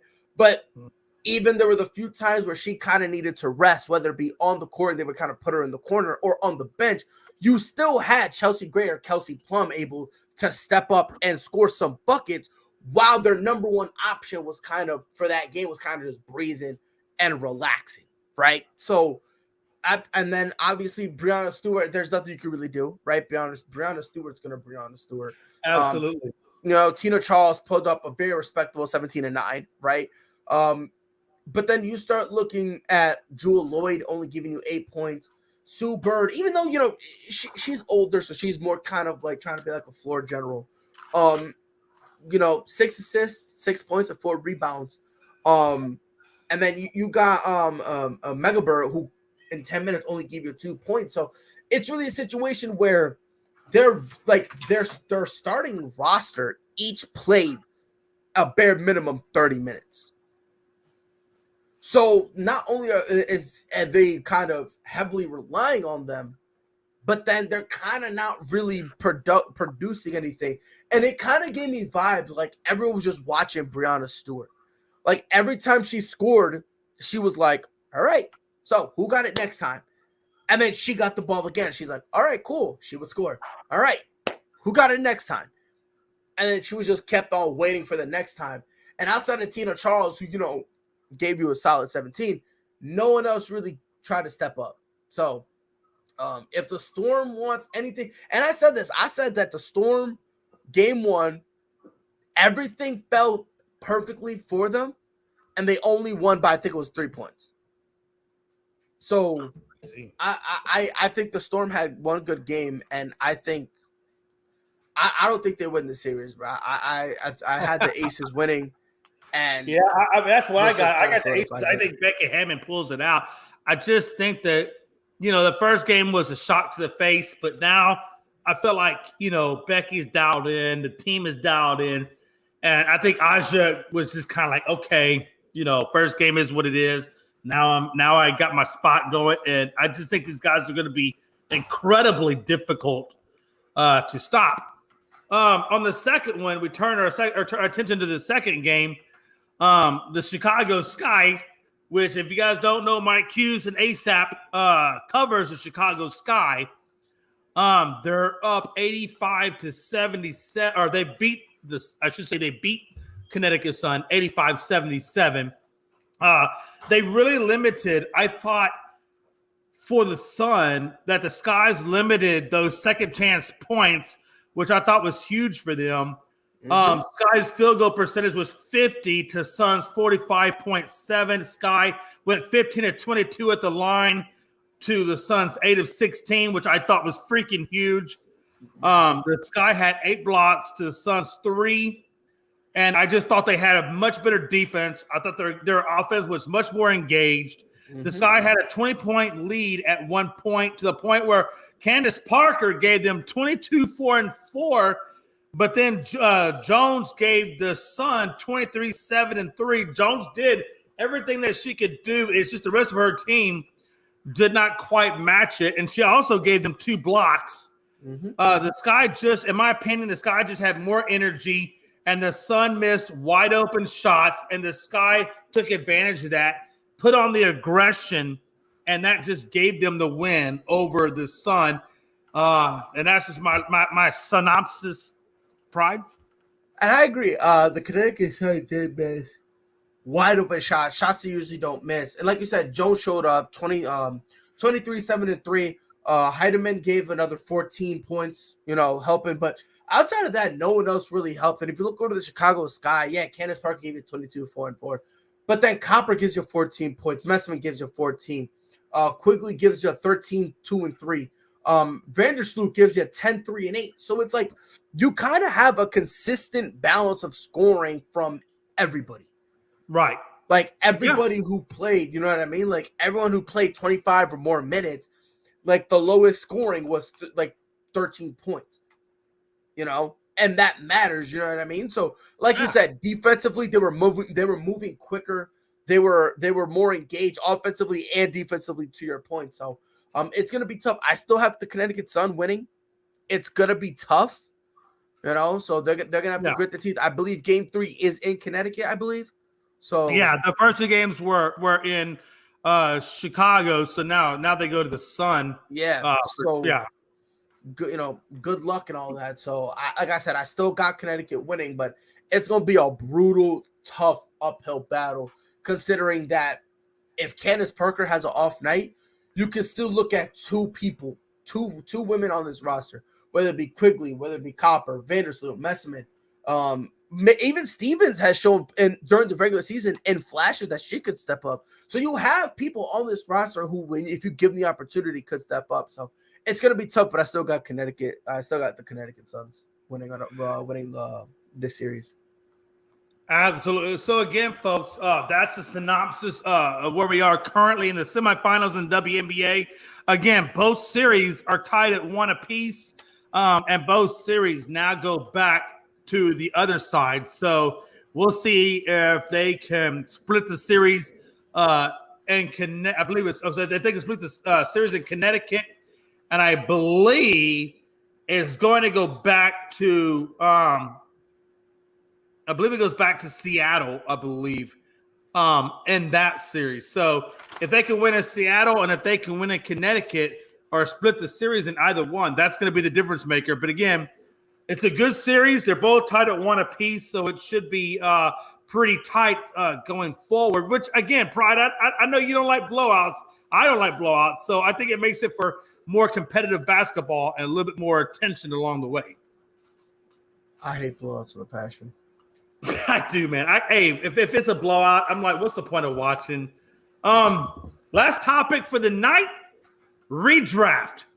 Who goes number 1, Ja or Zion? Now, it's easy because kind of where Ja's career has gone and where Zion's career has gone due to injury. But I'm wondering if Zion comes back off this injury and he's able to right this ship, play healthy, if Zion can then pass Ja where he's at. That's the questions I'm asking. And these are the statements, and then we're going to, of course, get Pride's take on this, which is I'm really waiting because I think it's going to be interesting as to who he picks out of this and why he picks who he picks out of this. Again, you may think that Pride is going to pick Ja based on what he's done, and I don't know who Pride picks. But don't be surprised if he goes to Zion and for weird reasons or good reasons. We'll see. For right now, I will tell you why I think Zion should still be number 1. I think his body type and the way that he moves for a big man, we've never seen before. I just don't think we've seen it. Now, again, because of the way he moves and the torque in which he puts onto his body can lend itself to injury, which I think we've already seen. However, in a comma, if he's able to keep himself healthy and stay healthy throughout the season, he has the potential to be the best player on a title team because he does have also point guard skill sets. I'm telling you, if you watch the playoffs last year, New Orleans was not that far out.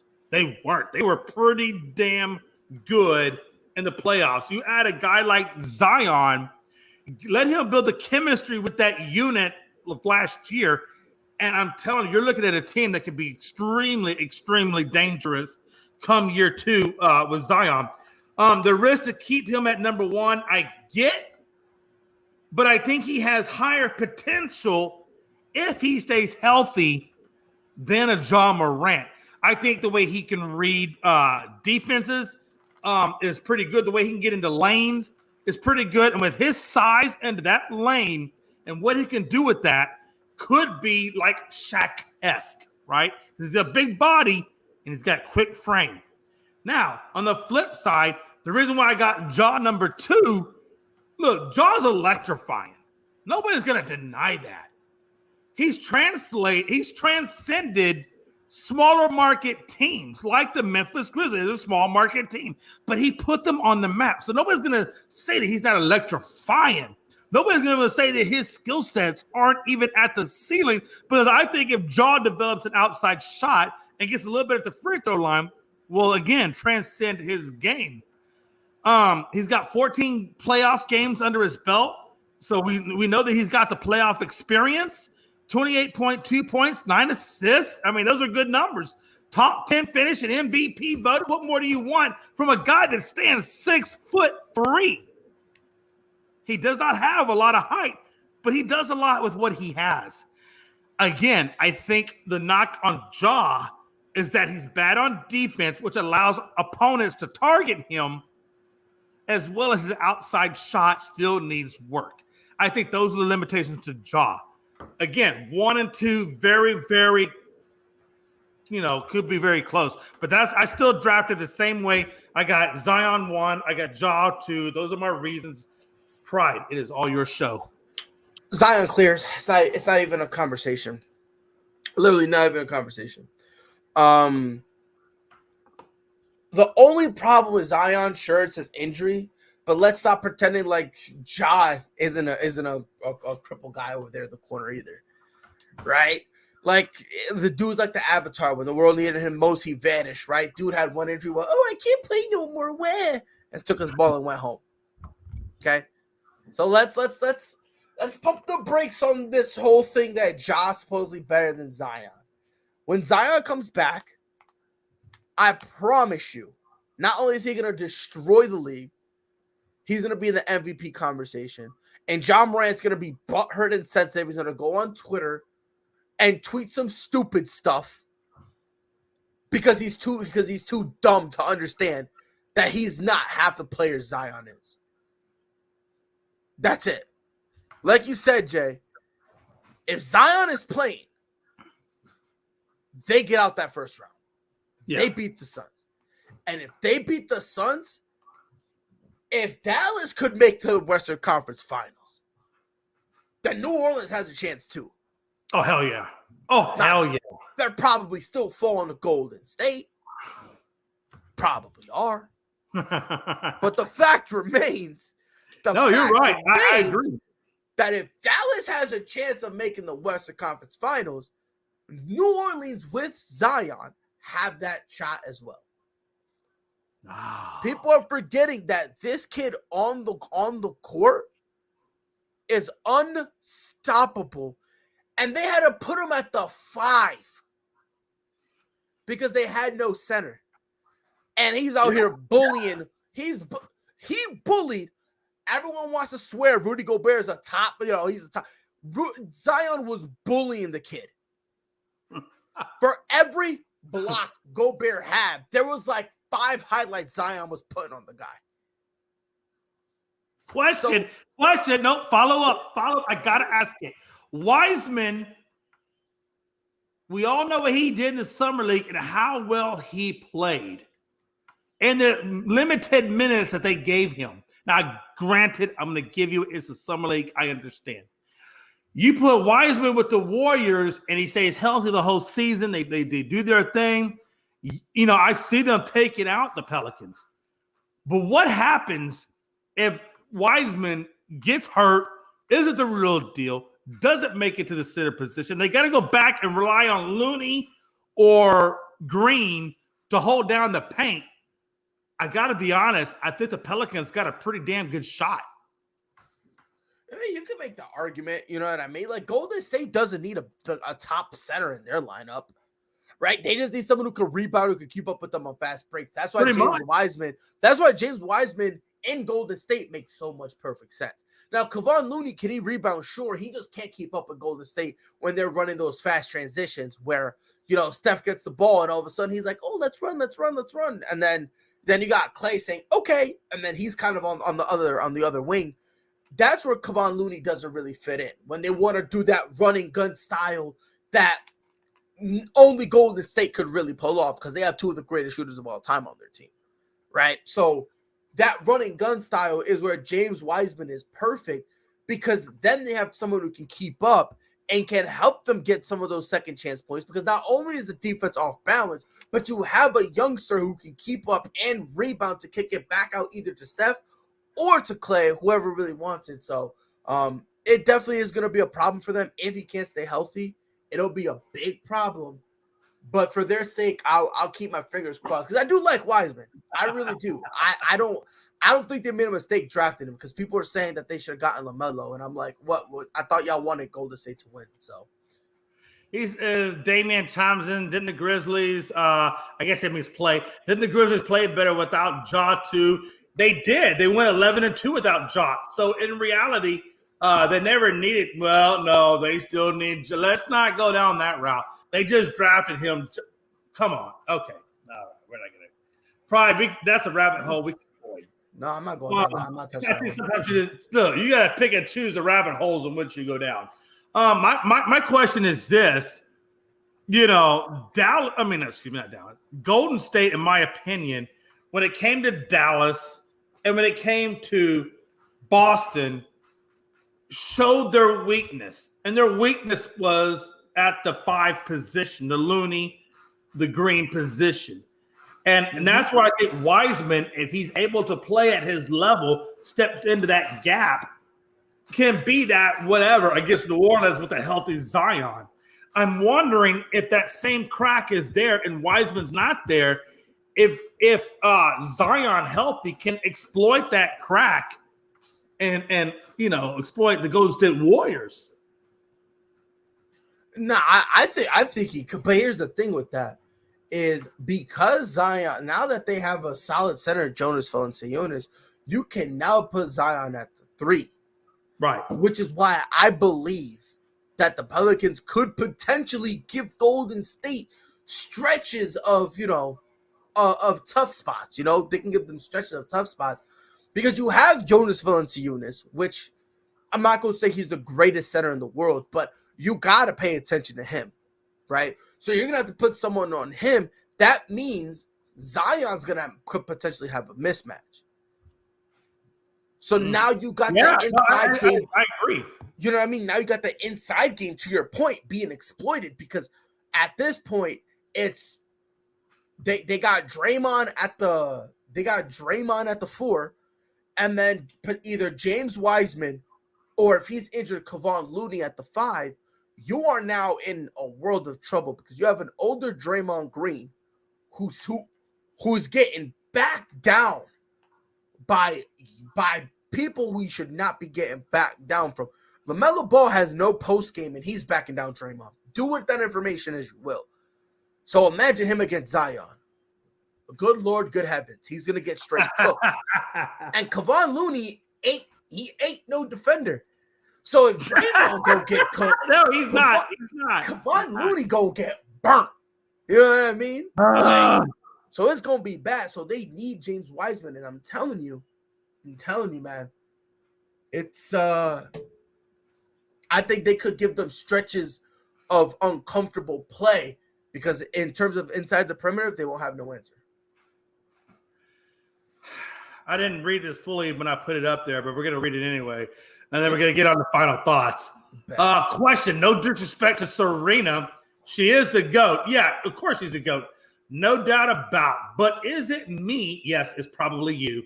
Or is she getting more live and support and publicity than her sister did when she retired?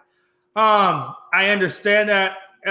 She's getting more publicity because no disrespect to Venus, and Venus is an amazing player, but we all know that Serena out of the two was the bigger champion. That's just my opinion. I mean, no disrespect to Venus, she at her best was not even 25% of the player that Serena was. See, and Damien, you answered your question yourself. You said no disrespect to Serena, she is the GOAT.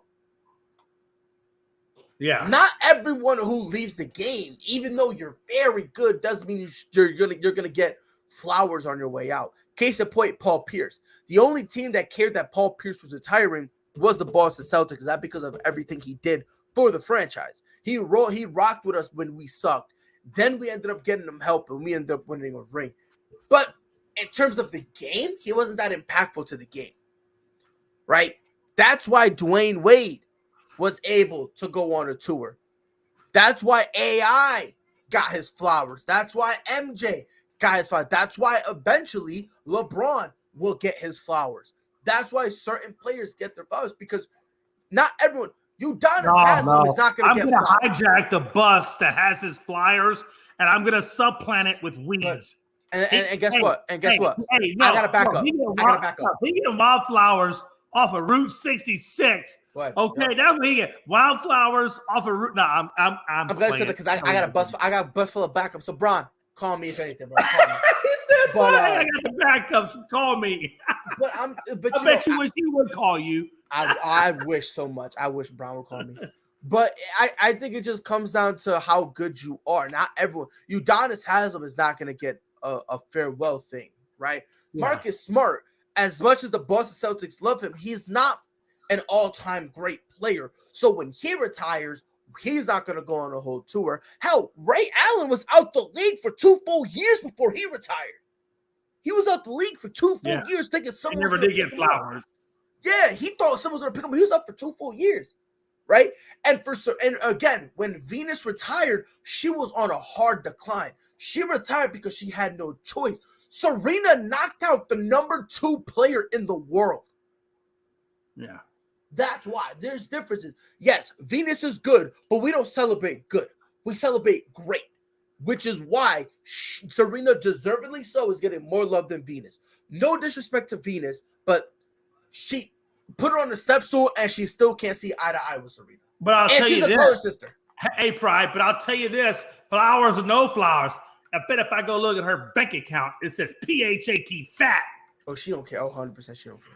Oh, I guarantee you, Venus got money. So flowers or no flowers, she's doing better than probably 75% of America. So what else? By the way, I don't know if you know about the Foo Fighters. They're I love the Foo Fighters. What do you mean? I freaking love. Okay, so you know. Can you hold on? Can you see? I don't know if you can see this or not. I can't. Right I there. don't know. You can see the Foo Fighters tattoo. I got the Foo Fighters. See the double F right there? I see double it. Double F, I baby. see it right there. Yep. Okay. So, I know about Foo Fighters. Go ahead. I'm glad you said that. So, you know how their drummer died? Taylor Hawkins. Yes. So they were living a drug overdose, if I'm not mistaken. Yes. So they're doing a memorial show for him. Yeah, it's badass too. And his 16-year-old son was just behind the kid. I'm telling. Hey, look, Taylor Hawkins. If you don't know Taylor Hawkins as a drummer, is amazing, phenomenal. And you can see. You don't think that Taylor ain't there in the wings teaching his son his skill set? I was about to say, because the way his son was doing it, he was going nuts. Like, I forgot the guy who's like the lead man. I forgot his name. Oh, Dave Grohl. Yeah, Dave. He's looking back. Like, there's times where he's not singing. He's looking back, and you can see a smile on his face because Taylor's son is just going, and it's insane because how he's going. It's like, God damn, man. I can tell you've been with your pops. I can tell that like you either watched him or he sat you down and said, "Watch this." It's insane, bro. Like, if you don't mind me asking, Pride, I don't mean to interrupt you, but for the viewers that are out there, because I'll tell you, I'm wondering, what channel are you watching this on? Oh, I just found it on Twitter. Hold on. Oh, you found it on Twitter? Yeah, I because during the show, what I'll do is I'll scroll through Twitter. And obviously there's this, but he's right. This is it right here. That's his son. Let me just. So that's his son. Out. That's his son just going nuts, and they're doing. And this is in a real crowd. This is a real crowd. Like, will it show I think in the beginning they showed the crowd. Hold on. I think in the beginning, like it was sold out. And look, like he's watching him. Like he's watching him kind of like, and he's just go. If you ever get him, and I will send you the link because like the beginning gives you goosebumps. See, this is the crowd. This is the crowd. Like he's doing this in front of the crowd. I think that's at Wembley. I think so. And the thing is he posted not long ago that he was on his European leg of the tour. I think that's at freaking Wembley. So I wouldn't be surprised if they sold out Wembley. And I'm gonna tell you, bro, the beginning, it gives you goosebumps because as he's going, he's getting hyped up and he's just going faster and faster. And it's just kind of like, for a fact your pops done showed you something. Like that's dope. And you got people singing along with him. And then this is the part that really got me a lot. Right here. This part right here. Where like he's just going and he's looking at him and he's just like, I see Taylor right here. For a split moment in time, he saw Taylor. And that's why I don't know if you saw it, but there was a moment he's just smiling mad hard. When you look at somebody that you've looked at for probably 20 plus years, I'm gonna say probably longer than you've been alive. Yes. And when you look at that same person's son, you doing the same thing that your guy was doing. You know what that'd be like? Pride. That'd be like if you made it on ESPN, right? And you're doing your thing on ESPN, and then one day on ASAP Network, I'm hosting Unscripted, and one day Pride Jr. comes on my show, and I'm thinking like, damn, it's like looking at your pops. Acts just like me and all that stuff. And you're like, by the way, I sent you the link. So you can go like whenever you got it. I'm gonna check it out. I'm gonna check it out. It's about 2.5. It's like 2.5 minutes long. They do a song, and it's just it. When I first saw it, dude, and I saw it during the show, and I'm watching. I'm like, it gave me goosebumps because there's just a moment that they make eye contact, and he's like looking at me. He looks exhausted and like because he's going nuts. And he just sees that smile that just pushes him to go over the edge. And oh my God. I'm telling you, I'm gonna tell you, Pride. I said this before, I'm gonna say it again. And you can relate this to anything. You can relate this to sports. You can relate this to just, out there on the T-ball field with your son, whatever. There is a moment in time that comes along that is so special that when you lock them eyes and you're just like, fuck, we're never gonna ever probably see this again. And this moment of my life, I could die now and just be like, damn. Damn. Like I was there when this happened. Yep. Crazy. Final thoughts, Pride. Let's get some final thoughts, man. Hey, real quick. I'm just gonna give you a couple of quick scores, and then that I think are just crazy to me right now. Right off the cuff. Arkansas beat Cincinnati by a touchdown, 31-24. I told you it was going to be a close one. NC State beat East Carolina by a point, 21-20. And I want you to tell me which one is the biggest surprise to you. So I'm not even going to mention Georgia, Oregon because that was stupid. That was brutal. That was a whooping if I've ever seen one. Right now, currently in the third quarter, Notre Dame is beating Ohio 10-7, which surprises me. Yeah, me too. And then the only other one that kind of is on my radar is Florida over Utah 22-19. And that game is 12:48 fourth quarter. Yep. All those games that I just mentioned, and if there's any other game outside of those games you want to talk about, that's certainly fine too. But out of this week of games, obviously you can't comment so much on the Ohio Notre Dame because they're not done yet. Right. But what game surprises you the most that you didn't see? Honestly, the UTSA Roadrunners against Houston. They basically went to overtime, and Houston won by 2 points. They were actually down. Houston was actually down majority of that game. A lot. Yes, it took kind of like a Hail Mary type of situation. So, oof. Another one that I don't want to say this one really shocked me, but more I'm confused on why other people were shocked by it. The Georgia Oregon game. I think I remember saying I thought it was gonna be bloody. I thought it was not gonna be merciful in the slightest. And all over Twitter, people are like, "Oh my God, how did the Oregon lose that bad?" I'm like, "What are we going on about here?" I'm like, yeah. you know what I mean? Like, one of these things just doesn't belong here, you know? So it's like, I wasn't shocked at all with them basically handling Oregon. That didn't bother me at all. Miami, Florida, dropping 70 for no reason whatsoever. Bless their hearts. North Carolina State, I think you brought this one up, by a point against East Carolina. One. By a low point, 21 or 20. That was some big stuff.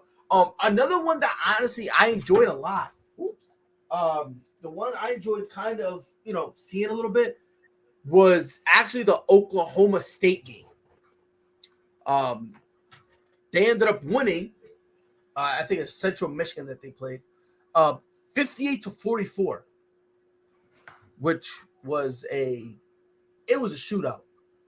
So I thought there were some surprising ones, you know what I mean? But outside of the Notre Dame one, I don't think there's anything really kind of blasphemous, right? Like there was some, oh wow, crazy stuff, but I don't think it was anything, like over the top blasphemous. You know what I mean? Let me ask you this. Go ahead. And again, Utah currently is on the 13-yard line, 1st and 10. Possibly scoring, not scoring. We'll have to wait and see. Now they made it down to looks like the 9-yard line. 9-yard line, so it'd be probably 2nd and 7, 2nd and 8. If some kind of way, if Florida beats, which by the way, Florida is unranked, if they're able to beat Utah, which is number 7, where does that put Florida then in the rankings, or does that put Florida? It's got to put them in the rankings. Where would you put them? So first and foremost, I think that it comes down to what happens surrounding, right? So I think with Cincinnati losing, they were at 23. They could potentially see themselves out. I do think that's a possibility. And if you know what I mean, if Florida can finish this and beat Utah 20th, I mean, obviously we got to see what happens with everyone else. So basically, what we're saying is that Cincinnati and Florida will just swap for the most part. At this point, if everybody else handles their business, then I would take them out and I would do like a swap. Because again, and Cincinnati beat Arkansas, sure, but again, Arkansas beat Cincinnati. You're now looking at Florida, and again, if you want to, I'm looking at base like number first and foremost, wins and losses. That's what I'm counting this off of. Florida won, so that has to mean something, right? That has to mean something. Oh, absolutely. You know what I mean? Considering the fact that Utah was, a lot of people had a lot of faith in Utah. Talk about if it was still a four team playoff, a lot of people think Utah could be that 14. So yeah, I think Florida would basically switch places with Cincinnati, depending on how everything else goes, obviously. But I do think they should be in the top 25. Correct. I'm not gonna say top 15, but top 25? Oh, no, absolutely. Yes. I wouldn't say top 15 either. Matter of fact, and then I got one question for you, and then we're going to get out. It looks like Utah just scored a touchdown. So currently it's 26-22, 6.5 minutes roughly left in the game. So Florida's going to have to come away with a touchdown or a defensive stop and 2 field goals, whatever the case may be, to get back in this. Real quick, Pride, my question, and it's not really necessarily my question, but I'm going to bring this in. It's from Damien. It's a wrestling question, so we'll go out on this. Last question. What's y'all's thoughts on Clash of the Castle? And do y'all think that Dominic turning heel was good or did it feel weird because it felt like Dominic and Ray didn't want it to happen? Pride, you're the big guru, the master of WWE on here. I'm going to let you answer this, and then we're going to go to final thoughts and get out. So, first of all, I thought Clash of the Castle was a great pay-per-view. I enjoyed it. I thought a lot of the stuff made sense in terms of who won and who lost. A lot of that stuff made sense, right? For example, the first match, you just can't have you can't have Bianca, Asuka, and Alexa Bliss win and take all the love and heat away from this new team they created that's going to stick together and have continuity, right? So if you want a stable, you got to feed that stable wins. And I think it was very interesting that they gave Bayley the pin on Bianca Belair. I think it was genius. Go ahead and let her get pinned so that way she could continue her thing with I'm going to call them Damage Control because I love that name. Has them doing that. Sheamus and Walter, I don't care. It's Walter. I don't care. It's not Gunther. They brought Imperium back. I was so ecstatic. I marked out. They brought back Imperium. I was like, when Ludwig was like Giovanni, I was like, what? And all of a sudden, I just see the stallion. I was like, let's go. I thought it was great. It was a brawl. It was what they told us it was gonna be, and I loved it. After that banger was Shayna Baszler versus Liv Morgan. Look, solid match. I think it went a little too long. I just think if you were gonna have it if you wanted to have that same match, they should have put that before Sheamus and Walter, because any match you put behind them was gonna get screwed. Let's just get that out the way, right? Then after that, it was Judgment Day, Finn and Damian Priest versus AJ. I'm sorry, I don't know why I'm thinking about AJ Styles right now. Edge and Rey Mysterio, which I'm in the end, I'm gonna address your last point, Damian. But again, I enjoyed it. They got the win, meaning Edge and Mysterio, they got the win. But then Dominic turns heel, which I think is great for a multitude of reasons. And it still kind of, gives a little bit of oh yeah, they won, but let's also be smart and remember that the Judgment Day is still a threat and all that stuff. So I enjoyed that. What was next after that one? Riddle and Seth Rollins. Riddle. I liked it. Seth Rollins getting the win. I understand it. I really do. Because I just think their feud is going to continue going forward. Bro, did you hear what Seth said to Riddle, though? Yes. He was like, yo, am I allowed to say the full thing? You can say it. Okay. It was by far the best line because the WWE went from PG-13 to TV-14 way too quick for me. And all of a sudden, it was like toward the end of the interview. And then he was like, Seth was like, hey, really? So then he goes, yeah. He goes, I'll talk about my family. Let's talk about your family. Oh, wait, we can't because your wife divorced you and took your 2 kids. And now they don't want to see your bitch ass anymore. And I was like, Seth? Sethery? I'm like, what in the world? I'm like, and I loved it. And then Riddle was like, where are you? He was like, I'm a fucking smasher. I was like, oh. So, but I did enjoy that. Like I said, I do think their feud is going to continue going forward. So I think that's why they gave him the win. Next pay-per-view would probably be Riddle, and then they'll have like a rubber match, kind of like what they did with Seth and Cody, right? And then the main event, McIntyre versus Reigns. I liked it. I thought it was it was a very interesting match. They played a lot off of the crowd. Roman really had people thinking that he was going to get beat. Very interesting. Then obviously Solo came out and ended up helping Roman, calling him up. So we have 2 NXT call-ups. Hopefully they stay called up. That will remain to be seen. But I thought it was solid. Then after that, Austin Theory tried to cash in, and he was about to. Tyson Fury said nope, popped him. And then after the match, Tyson Fury went in and started singing. People don't know the song. That's basically the song that they sing in the UK. That's the same song that he's sung the most important second half of his career, where he kind of started becoming a superstar.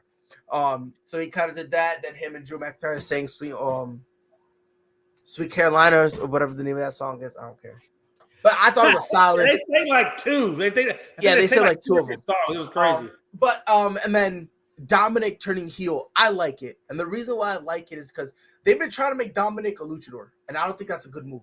Because as a luchador, it comes down to your frame. And he's too big to be wrestling that style. He's too big. Like, you know what I mean? And they basically want to have him have Rey Mysterio's moveset. And I like it because his whole persona so far, his whole gimmick was raise my dad, yippee! Like that's been his entire persona so far. So I like the fact that now we're gonna see a different side of him, right? So if they handle it right, this could be very interesting. I do think it's gonna blow off with the match between him and Edge, and ultimately him and his father, where he makes his father retire. So it's gonna be very interesting to see that. But I like the pay-per-view, and Dominic turning heel, I have no problem with it whatsoever. You're gonna laugh at me. I'm educating as we speak as to what the hell a damn luchador is. I'm thinking luchador is the guy who's waiting on lunch, and apparently that's not it. So a luchador is basically from they're wrestlers. It's the wrestling style from Mexico. Okay. So you know how Rey Mysterio kind of does that 619, like Rey Mysterio, Eddie Guerrero, those guys are like basically like who you think of in terms of luchadors. Now, if you want to think outside of that, just go on. I got look it. up AAA. Here it is, right here. Since its introduction to Mexico in the early 20th century, it has developed into a unique form of genre characterized by colorful masks, rapid sequences of holds, and maneuvers, as well as high-flying maneuvers. They got high-flying maneuvers, some of which have been adopted in the United States and Japan. So basically, Rey Mysterio is a luchador. Yes. Rey is a luchador, 110%, and they want Dominic to be like that. Unfortunately, that's just not him. And it's okay. You just got to stop forcing him to be. So I think them kind of turning him heel, I think that kind of ends up switching it up a lot. So it's going to be very interesting. Very interesting to see it, but I like the move so far. I really do. Let's see how they handle it. So we're going to get into final thoughts here. I'm going to let Pride go and we'll wrap it up. We're going to get out. Pride, any final thoughts? Anything whatsoever? Yes, actually, I have one. Kamaru Usman has handled this loss against Leon Edwards the best way you can. If you don't know what I'm talking about, I implore you, go to JRE, the Joe Rogan Experience.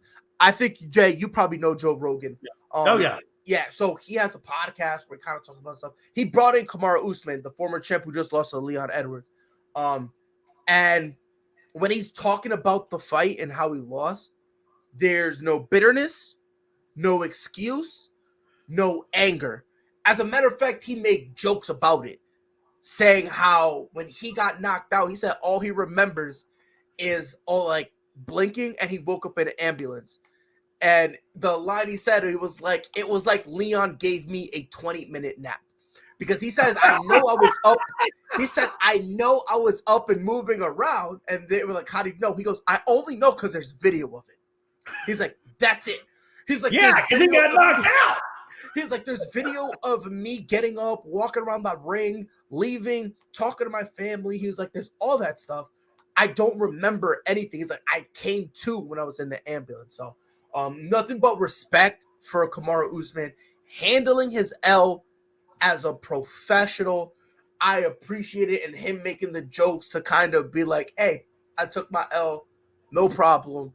You know, it is what it is. So I think it's very refreshing and I like it a lot. This is the first time that, you know, that a champ has went on a show and then kind of made jokes about himself. You know what I mean? Yeah, like, because a lot of the fighters, you know, they kind of tend to go into hiding. Usman's not. He's just out there like, I took a L, give me what you got. So that's my final thought. Just, you know, shout out to Kamaru Usman. And I think you have to applaud that because, you know, that just shows, number one, that he's a competitor, because people who hide, in my opinion, aren't true competitors. A true competitor is going to be like, yeah, I got my ass kicked. All right, it is what it is. I'm going to go back to the drawing board. I'm going to figure this out. Yep. We're going to come back. We're going to go at this again. Yep. And the thing is, he's also like, when he's saying, oh, yeah, I was trying to bait him to go left, and I didn't do a good job at that. Like, he like, while he's breaking it down, he's admitting where he went wrong and where his flaw was. which is very, very, very refreshing because a lot of times a guy would go, he just got lucky, whatever. Not only is Kamaru taking responsibility for the L, he's giving Leon Edwards respect and props and saying, hey, yo, hats off to him. So, that and plus true, you can't change what you don't acknowledge. Exactly. So acknowledge what didn't work, go back to the drawing board, figure it out, and let's come back with a different strategy. Yeah. By the way, Leon Edwards, Pride, I saw this. He was at Clash of the Castle. He was there. Big ass belt and all, just dangling from the waist. It was crazy. Just chilling. All right, folks. Hey, we're gonna get up on out of here. I do want to say to my boy Gonzo Gonzalez, get better. Yes, sir. He's dealing with some medical issues and things. Keep him in your prayers. Gonzo, man, we love you. Get better, brother. And I can't wait to see you back on this show and back on other shows. But yeah, get better, brother. All right, man. It's been Mike Montez from Father Time, Pride from Prideful Takes, and your boy Jay McLovin, all a part of what is known as the ASAP Sports Network, doing our thing. And until next time, which is Thursday? Today, Tuesday? What's today? Today, Saturday. I'm getting ahead of myself. I'm so lost in the sauce, it's stupid. Yes, Saturday. Thank God. I will see you guys Tuesday, 7 p.m. Eastern time. Until next time, it's your boy Pride and Jay. We out.